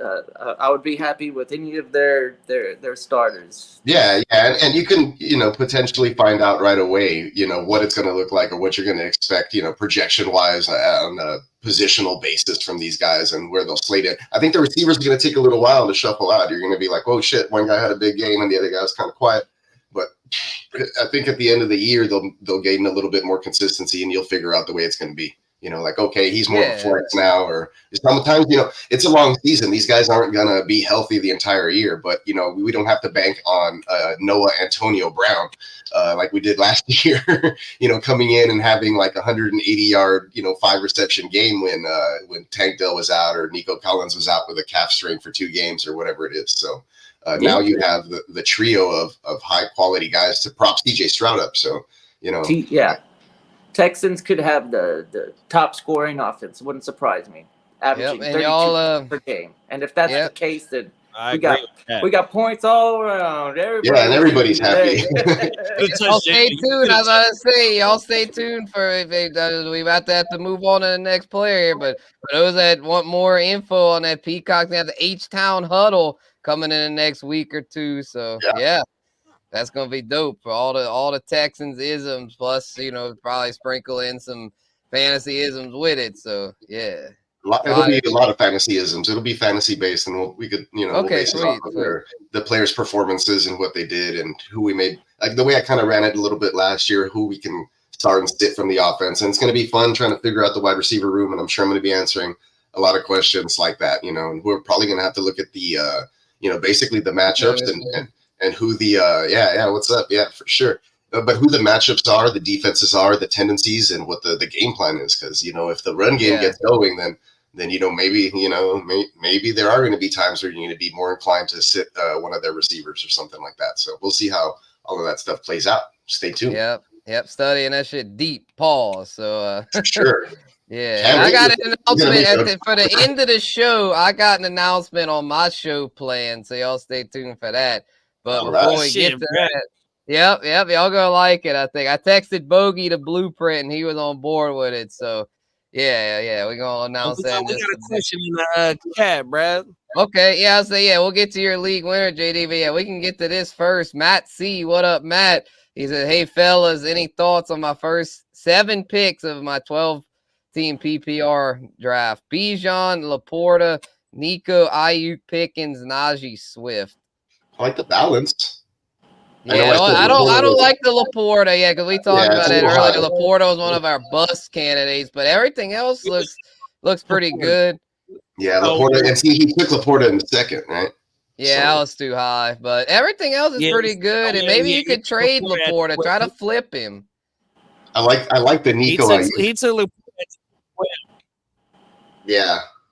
I'm curious on excuse me, about the 228, 27 or somewhere on everything, because it looked like he got Bijan. Yeah, I mean, he got Bijan, I'm sure, at a good price, but that Laporta, that's, I don't like that. But everything else looks all right. Laporta's going at the end of the second, so I think he might have taken Bijan over Brees. Did you? Yeah, he probably took Bijan hella high. So I took Bijan real high. Oh yeah, because Laporta would go maybe like end of round 2, right? And then.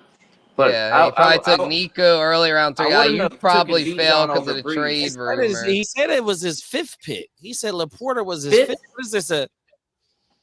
First 7 picks. Team. I thought he listed in order he drafted. 5th pick overall. 105. Okay, so that means he got Laporta then at 207. Oh, okay. Yeah, it's not too. He's falling like it's late. Yeah, I don't like that. But yeah, I mean, it's like everything else. I mean, you can overcome one mistake on draft day. I mean, hell, I make mistakes on draft day. We all do. I mean, no one's perfect on draft day, so this team ain't too bad. You can work with this shit. This ain't bad. No, that's what I'm saying. He got some value with Najee and Swift to kind of support that RB2 that he could have selected where the Laporta instead of Laporta. You know what I'm saying? I mean, shit. Honestly, if I were you, I'd try to flip Laporta. If you can find a team that took like Josh Allen or Mahomes and they don't really have a tight end, try to flip Laporta for one of those elite QBs. Well, it depends on what quarterback he got on everything, because it sounds like he must not have one that great because he didn't take one in the first 7. Hey, say what you want to say about Laporta in a 12-team. I don't think he messed up. It's just Laporta is going at kind of high, and I feel like we kind of highlighted that like it's Purdy and Lawrence are his QBs. That's not too bad. It's not that bad. Yeah. And you could flip the Laporta Purdy pack for like a Mahomes and Joku or some shit. That sounds nice. Or something like that. Hey, I would rather have the positional advantage in a 12-team single quarterback league with the tight end and rock with Purdy 100%. So I would stay put, bro. Stay like that with Purdy and Laporta.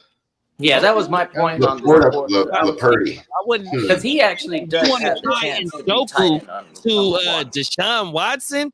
I can't do that, bro. Yes. Njoku puts in work though. I mean, even with Watson last year, he was still like a low end tight end 1. Then you put in fucking Flacco. With Flacco, he was a elite tight end 1. Right. But that was Flacco, not Watson. Right. Well, I'm just saying, even with Watson, I think he's still like a low end tight end 1. He's someone you can at least start each week. Yeah, but I want a positional advantage. So if I want a positional advantage, I would definitely take it at the tight end position, and I would definitely Purdy. Yeah, the drop off on the tight ends. Dak is going where Purdy is going in a single quarterback league 100%. So you definitely got your options right there 100%. Even though you don't got Dak, but around that floating around that position, hell yeah. Purdy's been slipping hella far. Like a lot of times I see Purdy, I guess because people are worried about the Ayuk shit. Like Purdy be slipping to like the 11th, 12th round in a lot of these single QB joints. Yep. Or Dak still goes in like the 6th, 7th. Right range usually, but I mean, you just never know. I mean, all these things get thrown off. I mean, it's all subjective. It's all different, just based on the way some people just draft differently. I mean, it's just how it is, but but not bad, bro. I mean, considering you said you didn't study, I mean, that ain't that bad. And yeah, Wiseman Purdy been slipping a lot, bro. But with the Ayuk news looking like he's coming back, I think that ADP will creep back up. Yeah, Purdy's is a true league winner from my experience. For sure. Where he's going right he's now. going so cheap, bro. That's definitely just Mike Joseph in the building. Hey, what up, Mike? Silky? What up? That's one. I guess that's our consensus league winner right there at his current ADP, Brock Purdy. I mean, yeah, if he's going in the 11th, 12th round, yeah, I can wait and then get him and T-Law. That's pretty nice, bro. I've been pairing. Lee talked about that earlier. It sounds like Ayuk's probably coming back. Yeah, Lee touched on that early in the show. I was gonna say I've been pairing Goff with Jaden Daniels at the end of drafts. I like that. I like that. You're gonna like my deal from last night. I got I waited on third QB because they're all going too high for me. So I ended up getting, and I got 2 safe pocket passers, Stroud and Goff. And then for my third QB, I got Sam the Wolf Howell. Oh shit, he's still around. Where's he backing up? Gino, and Gino's already banged up, so I was like, "Fuck it." I wasn't that worried about third QB because this league He went back to practice, but yeah, he was banged up. QB premium, so I was like, "Well, if one of the top 2 go down, fuck it, I'll just rock a skill player." But I was like, at the end, I got Sam the Wolf, bro. Ow! That dude led the league in attempts last year.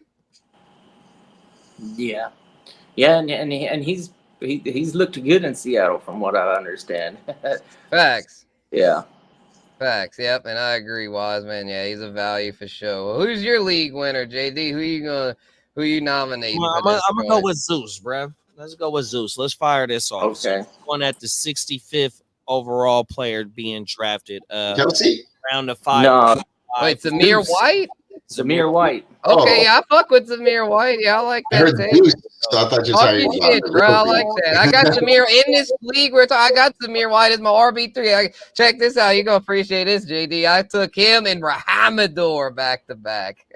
Oh, shit. Nice value. That's what I'm talking about. Yeah, that boy Zeus, man. I heard that from Bogey, man. So I had to run with that shit, man. But look, though, in the last 4 games, bro had 84 attempts or 84 carries, 13 targets, 9 receptions, 457 yards, and he only had 1 TD. But yet, if you project that a little bit out, especially with the attempts, it was like 21 attempts per game. You know what I mean? And if in a single quarterback league, 12-team league, he's going at the 5.5, bro. So for you to get a potential workhorse and at 21 attempts per game in a 17-game basis, that's almost 350 attempts, bro. You get a workhorse, a potential workhorse in the middle of the motherfucking draft, dog, 100%. And with no longer Josh Jacobs there, and all you got is a Dylan Lube and Alexander Madison. Come on now, look, bro. It showed in them last 4 games, 84 touches, bro. Not even who? I don't know who those backups are. Bro, sure. So go ahead and do yourself a favor. Make sure you get you some shares of Zamir White, aka Zeus, this redraft season, 100%, bro. Yeah, I kind of had to got him in the Genwell Dynasty, got him in the joint last night. I got me a lot of Zeus, bro, on everything. I'm not mad at it. Because he goes at a good price point. Yeah, great price. He slips because I think the thing is, a lot of people are just like, oh, he didn't do it. Well, I mean, guess what? The 4 games he played last year started, he produced, and he showed at Georgia he could be a workhorse. Him and James Cook, who was the workhorse? Zeus. Zamir White, brah.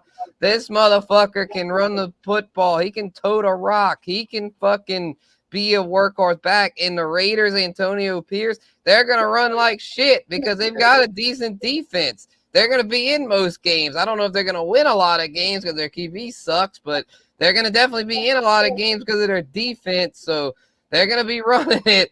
And Zamir White, a.k.a. Zeus, is going to be seeing 20-plus carries a game a lot of weeks. So, yeah, you can get this dude hella late, bro. He goes usually later than fucking Najee and all them ones, Aaron Jones. Like, fuck them motherfuckers, bro. They always hurt. They always have, they just ain't it, bro. Where Zeus, bro, Zeus could be an RB1 if everything breaks right. You know, he doesn't catch that much. I'm not going to say he's an RB1, but for his value point being like a low-end RB2, bruh, I'll take that all day because I think at his floor, as long as he's healthy, he's like a mid RB2.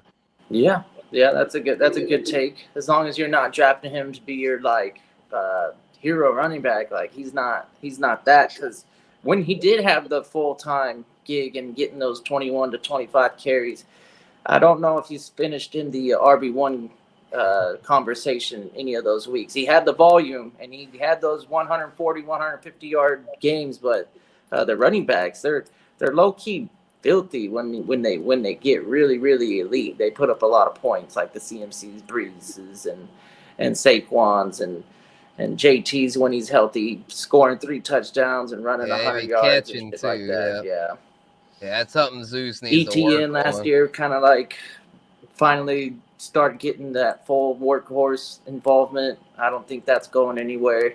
So yeah, if you draft the joint last night too, he's my RB1, and I got Rahamador and Zeus to compliment him. Yeah, I like Rahamador too, man. Like those are some nice running backs you got there in that list. Andre Stevenson, for people who don't know. Yeah, right. Running back is that first name with an R, and it's a really long name. Oh yeah, Ramondre, yeah, Rahamador. Bogey. Oh shit. Yeah, that's a bit of bogeyism. But yeah, Bogey was saying about like, yeah, if the team isn't that, but it's like, but the defense. My point is that the defense is going to be good, so they're going to be in games. I mean, even if the offense sucks, they're going to be in games, and if you're in the game, you'll still be running the ball a good amount. The only way where you just completely abandon the runs when you're down like, double digits. So I mean, I think Zeus will still get enough work. I'm not going to say he's an RB1 because he doesn't catch enough. He probably won't get enough receptions to be an RB1 in PPR. But shit, in a Standito, bruh, shit, Zamir White might be an RB1 in them old school Standitos. Yeah, but where you drafting him at, right now he's going at the 5.5. So like how Kiddiff said, if you are drafting him as your 0 RB, I would have to disagree with him because I would love to have him as a 0 RB, as my first RB off the board in the 5th round, because I got maybe 3 wide receivers and or a quarterback, and then I'm taking him as my first wide receiver. So I'm lightweight stacked, and then if depending where I draft him at, might be able to double him up. Like how you said, maybe Spence with an Aaron Jones, a David Monty. Now that we've seen Monty, I mean not Monty, but his partner in the backfield have a Mr. Hammy injury right now. You know what I mean? So I would love to, if I'm going 0 RB or even a hero RB, and I might get him at the beginning of the 6th. I would love for him to be my second RB. Talking about Zeus, 100%, bro. I mean, for him to carry the ball 84 times in 4 games, I don't know how that breaks down in 4 games. You know what I mean?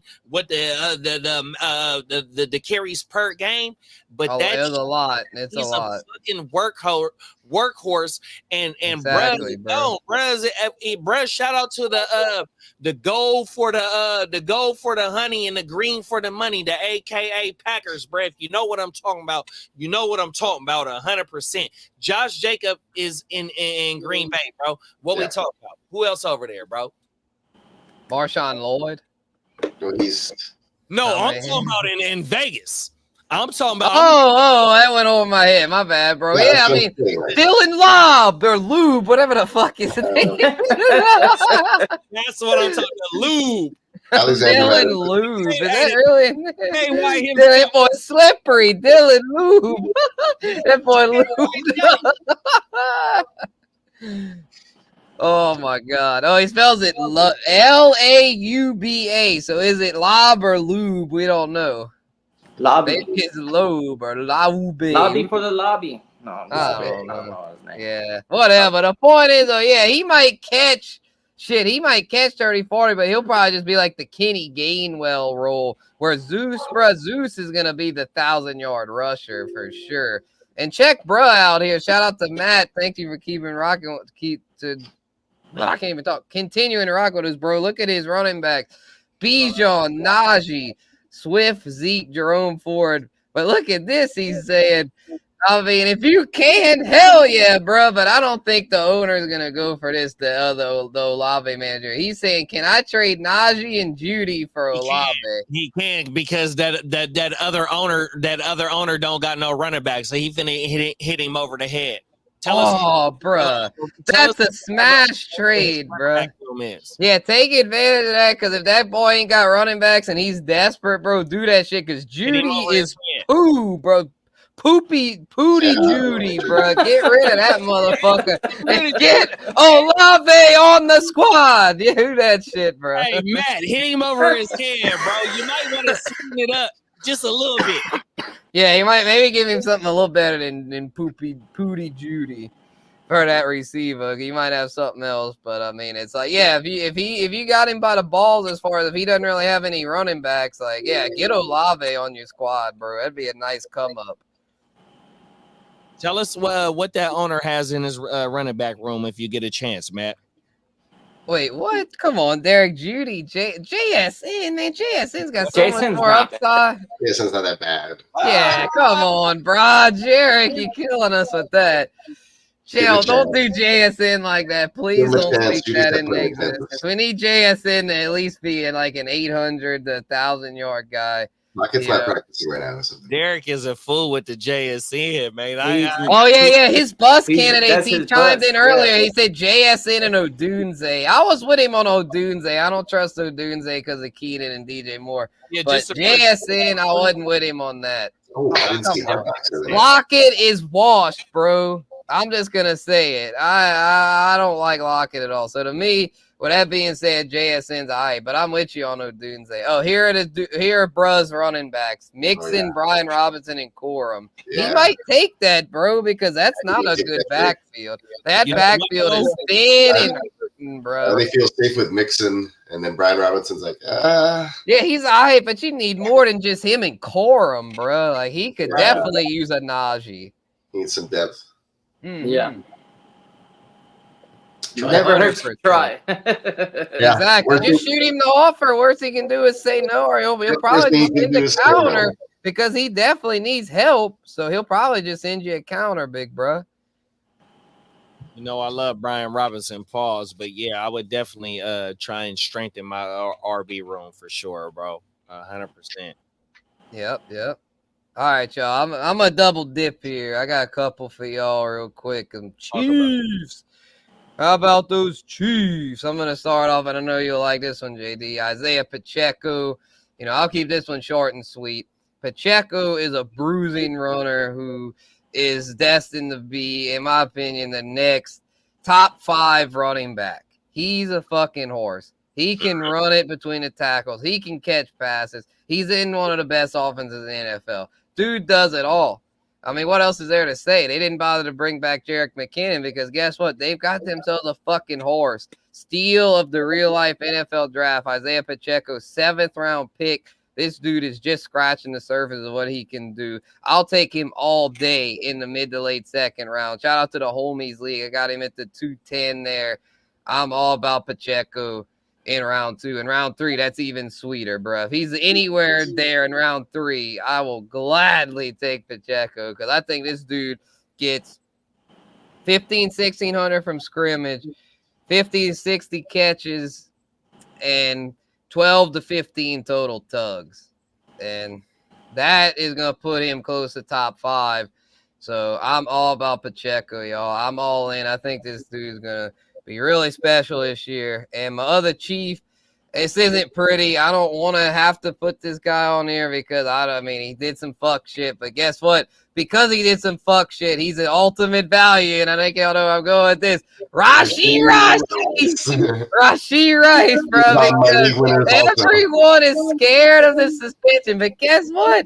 He might not get a single game this year. And if he doesn't, he's going to be the steal of the motherfucking It's only 8 felony pending charges right now. But the thing is, Rashee Rice, with that, check this out. With that, the legal process takes a very long time to you're talking months and months and months, and case stuff down the road. And then this is Texas, right? I think the stuff happened in Texas. So you're talking like even like So 2 that shit's gonna drag out, Yeah, you're talking drag maybe out, almost a drag out. year before Look he at gets a court date. Kamara. Maybe Kamara about shit dragged out. And he only got maybe 3 about a games. year before you get the court date. So maybe sometime next year in the off season, you'll get the hammer brought down, which could be big. But for redraft this year, very good value. And yeah, I'm going to piggyback off you because I had put him in my league winners. I have him there because he's going super late. Derek. You know, Hell no. He's going super late. Tony, Guys like him, Tank Dell, Jaden Reed, like the guys that could potentially finish like wide receiver one-ish on their roster because you don't really know how things are going to shake out with targets or, you know, is he the wide receiver one on his team or whatnot. So those guys I really like taking a gamble on, and that's I think the value because of that, it's not so much of a gamble. That's what I'm saying. So those are guys that I like to target. And with those other guys, those are like, oh, what if? Are they going to be? But if Rashee is out there, we already know that that's going to be the guy in Kansas City outside of Kelsey to throw the ball to. The other guys are gadgety, you know, if they break one big. And Hollywood got injured, so we didn't really know, right, what kind of impact was going to happen. But now that path is kind of cleared, so the you know things Hollywood are clear. Maybe he's going to start rising in ADP. Xavier Worthy, I don't see him doing anything that Rashee Rice is capable of. I think when it comes to the number one receiver on the Chiefs, it's cut and dry. It's Rashee Rice. If he's out there, that's all the more reason to get him. Target. Yeah, with man, Green he's Bay, such you got a freaking Jaden Reed, steal. It's got ridiculous. I got something too though to double back. guys. I got something to double back too though, and it's not about the wide receiver position. It's about your Pacheco check. Pacheco. Yeah, go ahead. I call him IPOC.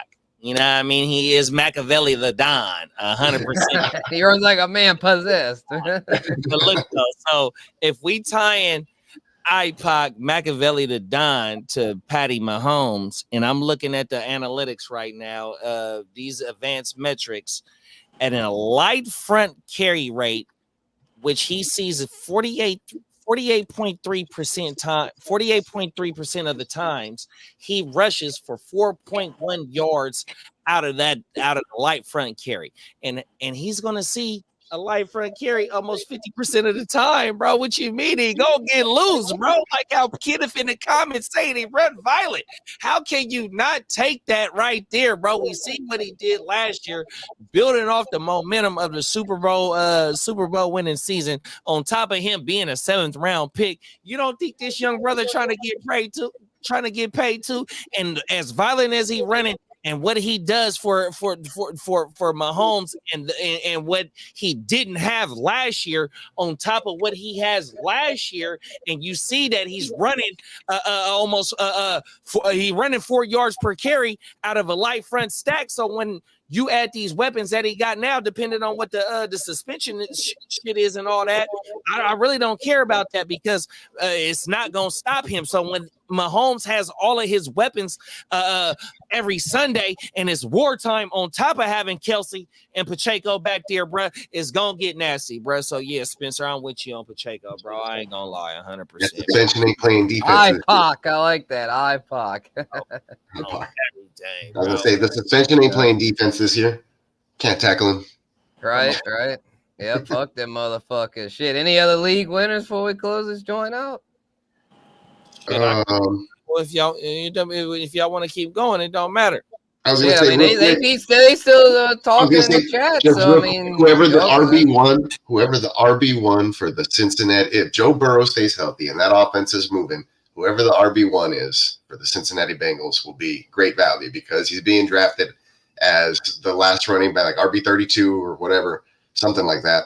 And they're probably going to give you close to RB1 value because that offense is so awesome. And maybe the same thing for, other high-powered offenses, right? Who you don't know who the RB1 is really, but I think that one's the most enticing one. Rico Suave. Rico Dowdle. Oh shit! I got him in the joint last night too. He's my RB4. He goes. I got him in that joint too. Yeah. Way too late. I got him in like the 13th round because I took 4 receivers in a row. I was just getting a bunch of receivers. I took Deontay, Brian Thomas, Dobbs, and Nuke 4 in a row, and then I took Rico Suave after all that. Yeah. Franco Suave. Yeah. Oh shit. Here we go. He's in the Matrix. No, Bogey. He's the restaurant. Oh, Okay. there he is. He's back. What up, Am I Bogey? alive? Top of it. I'm alive. All right. I had to just chime in real quick. Give me the Chase Brown. I'm with Peacock on that one, or basically whoever emerges out of there. My vote's for Chase Brown. I'm with the Isaiah Pacheco, and I'm glad Kidda said it because I was too chicken shit to say it. Rico fucking Dowdle. Yeah, I got the Could be a pitch fucking last league night. winner, man. The 13th round of that Yes. pitch, bro, on everything. Yeah. You know what I'm saying? This is the vibes right here. That's like, what up? What up? This is awesome. Happy birthday, You know what I Pops. mean? Happy birthday, Happy Pop. birthday. Yeah. Hey, Pops. Everybody saying happy birthday on the podcast. Yes, Happy sir. birthday, brother. Nice. Yeah. You know what I mean? You know, I'm actually got someone And playing the Iffy, piano. too. That's not even music. You know what I mean? Yeah, we FaceTime Iffy, you know what I'm saying? That's fam right there. We had to, you know what I mean, get it in one time, you know what I mean? But Right yeah, on. man. Yeah, great show, fellas, you know what I mean? Appreciate Yeah, y'all. we about to put a ball on it, man. Appreciate you tapping back in. Bogey. What's up? Hey, Sensei taught us right, bruh. Enjoy your Yeah. night, man. Yes, Yeah, he sir. sure did, man. You know what I mean? And yeah, you know what I'm saying? Good game, deserves to be passed on. That was the premise of the Gen Wealth Net. Look at that. Come on now. Mm-hmm. For sure. All right, I'll let y'all get back. I'll let y'all close this out correctly. You know what I mean? All right, man. Peace out, my brother. Peace, Bogey. Hell yeah. Glad Bogey popped in there. Got his last word in before we put a ball on this thing. Unless we got any more league winners, speak now, forever hold. Got one. Let me close it out. If anybody want to double back on this, I just want to give the people one more, bruh. I'm starting hit him with it. pause. The other Scottish lad, Terry McLaurin. Okay. Terry McLaurin, Laddie McLaurin. All right. He going at The bloody lad. around the middle of the 6th round.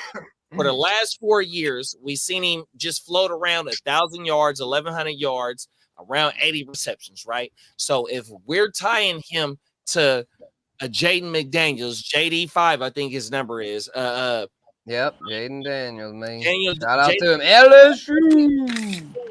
With the other Scottish lad had to deal with a Wentz, a Heineke, fucking who else I got written down right? Alex Smith, Sam Howell. piece of the Sam Howell ruined him. Jacoby Brissett. right. Trash. Brisket, 100%. Now you bring in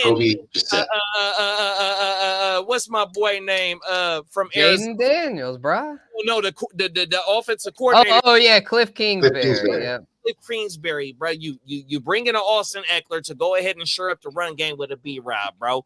You invested in on an offensive line, 100%. We see they damn near got everything that they need right now to at least float around to being. Well, you can't be 500 right now, so you can finish either 8, 9, 9, and 8, 100%. But if you want to tie Jaden Daniels to, at least 3,700 yards, maybe even the 4,000 yard season, I don't know. But yet most of it is going to go to McLaurin. And so I think that McLaurin, if he had, give me 2 seconds. I got it written down right now. He was 10th in the league in deep targets last year with 28 of them. Damn it. I had all this shit written down. I don't know where it's at. Please forgive me, y'all. But fucking, I'm writing hard pause for the other Scottish lad.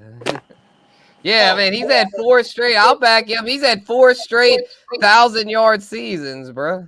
And even with all that trash QB play, 8th in deep targets with 28 of them. He had a 21.6 target share, a 20.3 target rate, and an A.dot of 11.5 with boo-boo quarterback play last year. 100%, bro. Yeah, 100%. Yeah. So if you get as your second wide receiver or maybe as your third wide receiver. Yeah, I love him as a third. Yeah. Me too. Yeah. Jordan Love going quarterback number 10 overall. That's a good one. That screams value to me. I all his weapons. the division that they play in, high-powered offenses, they're gonna have to score a lot. I would take Jordan Love over Kyler, Anthony Richardson's, the running upsides. I would take the young passer because he could very well be the next 5,000-yard passer we get in the league. And if it's not Tua, Tua could get there too. He's another sleeper who goes even later at quarterback 13. But both those guys, I think, if you keep pushing off the quarterback, once it starts to get to their names, they're the next best guys off the board. Then that's when I'm pulling the trigger and getting those guys. And then Chris Godwin, receiver. Yep, out of got Tampa him Bay. winning his name. I think he's going to bounce back. He didn't have a terrible season last year, but I think what we could see out of him might be the best season he ever has in his career, which could be WR1 status, QB12 or WR12, WR10 to 12, somewhere in there. Yeah, for a while I was out on Mike Evans because I'm like, give me Chris Godwin 4 rounds later, bruh. Yeah. It's kind of like the Puka Cup thing. I mean, it's like the Puka Cup. It's like, I mean, I like Puka, but it's like value-wise, give me the Cup 3 rounds later. Yeah. Yeah. He was an honorable mention for one of my busts. Which one, Puka? Yep. Oh, okay. Yeah, same. Yeah, I was like, I don't want to put him as a bust, but I do admit he's kind of like, I don't know. I don't really like him in his ADP. But yeah, I think we can all agree on this. If you say we can all agree on this, can't wait for the season. Almost there. That's right. And shit, bro. Shout out to who is this? Jess Winchester. Appreciate you, bro. I have a draft tomorrow. I was going to ask you guys for 5 major targets. Shit, we've been talking about that all throughout the show. I got all the banners pulled up. I mean, shoot, Kidda's league winner earlier was Nico. Mine was Pacheco, Peacock, Tank Dell, JD Zeus, Amir White. One of mine was Rashi Rice, Rashi, being that he probably won't even get a suspension this year. JD had said the Scottish lad, Terry McLaurin, and then Jordan Love, Tua, and who was the other one just now, Kidda? Oh, yeah, Chris Godwin. And I also said the running back for the There's a whole gang of them for you right there, Jess. Hey, Jesse, you know Purdy, we also mentioned Jesse, Purdy. Yeah. Jesse, you know where you picking at? Or y'all picking when y'all get to the draft? Yeah, Purdy too is a late one. Yeah, a lot of late QB. I like Jaden Reed also. Yeah. Oh yeah, and J-Mo, Derek had nominated Jamison Williams as one. Yeah, I could see J-Mo being something. Maybe. Jury's still out. Picking at 8. You think Picking at 8. Be... He likes his Amir take. Okay. I think Mixon's appropriate. 8 of 10. Okay. Yeah, you could get shit right there. You could probably get. You might not even have to wait on your quarterback. Amon-Ra, Bijan might slip. Fucking Jettis, Jamar Chase. Like, you'll be able to get someone good at pick 8. Hey, even when it comes back around on the other term from the end of the second going back, bro, he's still gonna have a plethora. It's only a 10-team league, bro. On everything you just said, don't worry about quarterback, bro. Stack your team. Yeah. If you got to get tight end, then get like a top 5 tight end because that's what counts in those leagues. Like that's going to be a big difference maker. Yeah, get you a Trey McBride or some shit. I like a Trey McBride. He's one of my tight end targets. Yeah, Kincaid might go later. Andrews. I'm honestly fading Kincaid at his current. I like Andrews. McBride and Andrews are probably my favorites to target at ADP as far as those early round tight end guys. But Jesse likes Kincaid. So I mean, do you, brother? I mean, I ain't judging you. And then Carl's saying Godwin gets more than 13, 30, 40, and 9. Yeah, I don't know, bro. I'm not I don't know about that. He might, but I'm not gonna bet on that. But I mean, you don't even need him to. I mean, you're getting him so late. It's like if he gets that, then that's a for sure league winner, bro. But that's what you need to get. WR1 is what he's probably referring to. Yeah, to be like WR12. You need to have that type of step line. And I agree with that. And from Godwin to only go from 3 TDs scored last year to 9 this year, and then from 13 plus 100 yards and only 1,000 last year, even though we got a new offensive coordinator, new scheme, 100%. That's just a little bit. A lot, but like how Spence said, where you drafted him at, and if he gets that, that's a league winner right there, bro. 1,300 yards and damn near 10 receptions. That's what fucking AJ Brown damn near did last year, bro. 100%. AJ had that hot start and then fell off. The whole Eagles Jesse's fell off. on the Pitts wagon. We talked about that on Tuesday's show. I ain't on no Pitts wagon. Kiddo like Pitts, and some of y'all I think kind of liked him, but I wouldn't recommend hopping on the Pitts wagon. I just think it's too volatile. But it's all about value. I mean, if he falls, I mean, fuck it. Like, he's definitely got the potential. Not even the first tight end off the board. You can take Andrews. Yeah, I mean, Kelsey be slipping. People be scared of his age. I've been getting Kelsey in a lot of mocks because I'm like, y'all are tripping, bro. Kelsey's still him. Kelsey's still him. I sent David Montgomery for Kelsey straight up in a dynasty. Just give me that. Oh yeah, David Montgomery. Yeah, that's crazy. No, I mean, it's like running back, like, you know, 2 aging players. I mean, I guess I could see it maybe if you really need a running back, but I'd still prefer Kelsey if he loves the Brock, bro. If he will fall this year. I'm looking for McBride or Pitts. I love McBride, bro. I'd personally target McBride, but Pitts tends to slip further than McBride. Yeah, Pitts will slip. Yeah. What a show, man. We let off with CMC being a bust, bro. I know, right? Yeah, also the bust, quick rundown. We ran through the league winners. Let's run through the bust real quick before we close out. CMC was Bogey's bust. Kyler Murray was Kidda's. Laporta Potty was Peacock's bust. He need to make a shirt at Laporta Potty. Him like I feel he's like trying to hold his pants up in front of Laporta Potty.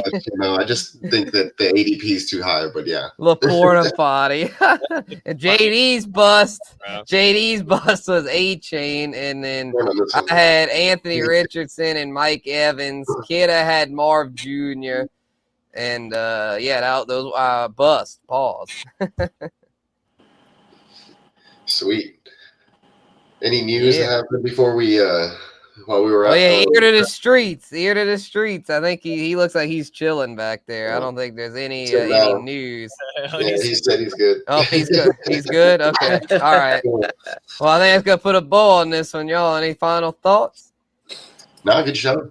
Oh yeah, I got some. Hey, catch us on. Yeah, we were torn on this Kyler one. If you go back and watch the show, yeah, we had some counterpoints to that. You know, some of us like Kyler, so yeah, just go back and watch the replay, Jesse. We got a lot of opinions throughout this. We rocked for over 2 hours, bro. So I like everybody in the stream. I heard hoops is a good rehab sport. That might be true. He might be hooping a lot. You know, he's not playing no football, but you know. The injuries, I think, baked into the price right now. I think it's okay. Yeah, that's what we talked about earlier. But yeah, we're gonna put a ball on this one. Appreciate everyone that tuned in. Neon Peacock merch.com. Y'all go check that out. We're gonna play the little commercial one more time, then play the outro, and then that's gonna do it, y'all. Yeah. Playmakers, man. Another episode. Happy birthday, Bogey's dad. Friday morning, man. Hey, wake your game up, bro. Friday morning, bro. We'll be there. Check it out. Yep, we'll be back for wake. Oh, and my announcement, y'all, before I forget. The plan for my show, y'all, is I'm thinking in my humble opinion, it'll eventually be a show. But for now, because things have been so turbulent, you know, we kind of have to adjust on the fly. The plan for now is going to be to make my humble opinion a segment on, and it's going to be coming back, the Guru Nation Powwow. The Powwow. We're bringing back the Powwow, baby, on the Gen Wealth Net and Spencer the Guru's channel, my channel. So, yeah, it's going to be back, y'all, the Powwow. I'm not sure what day of the week. Thinking Monday nights. That's what we had been doing last year.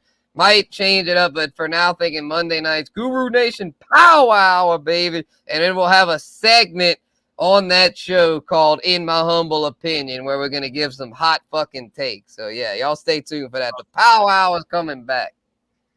100%. Nice shit.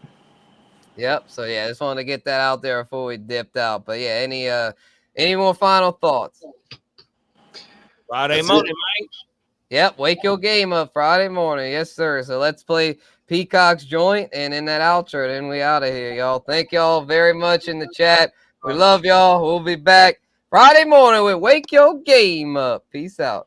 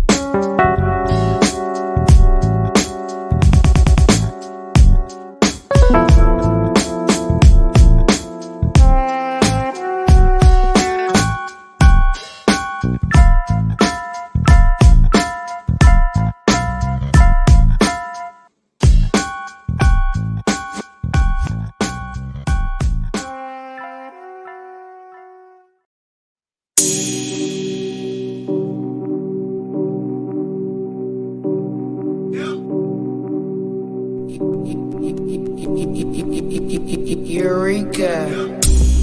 We make plays every day, yeah. Yeah, we make plays every day, yeah.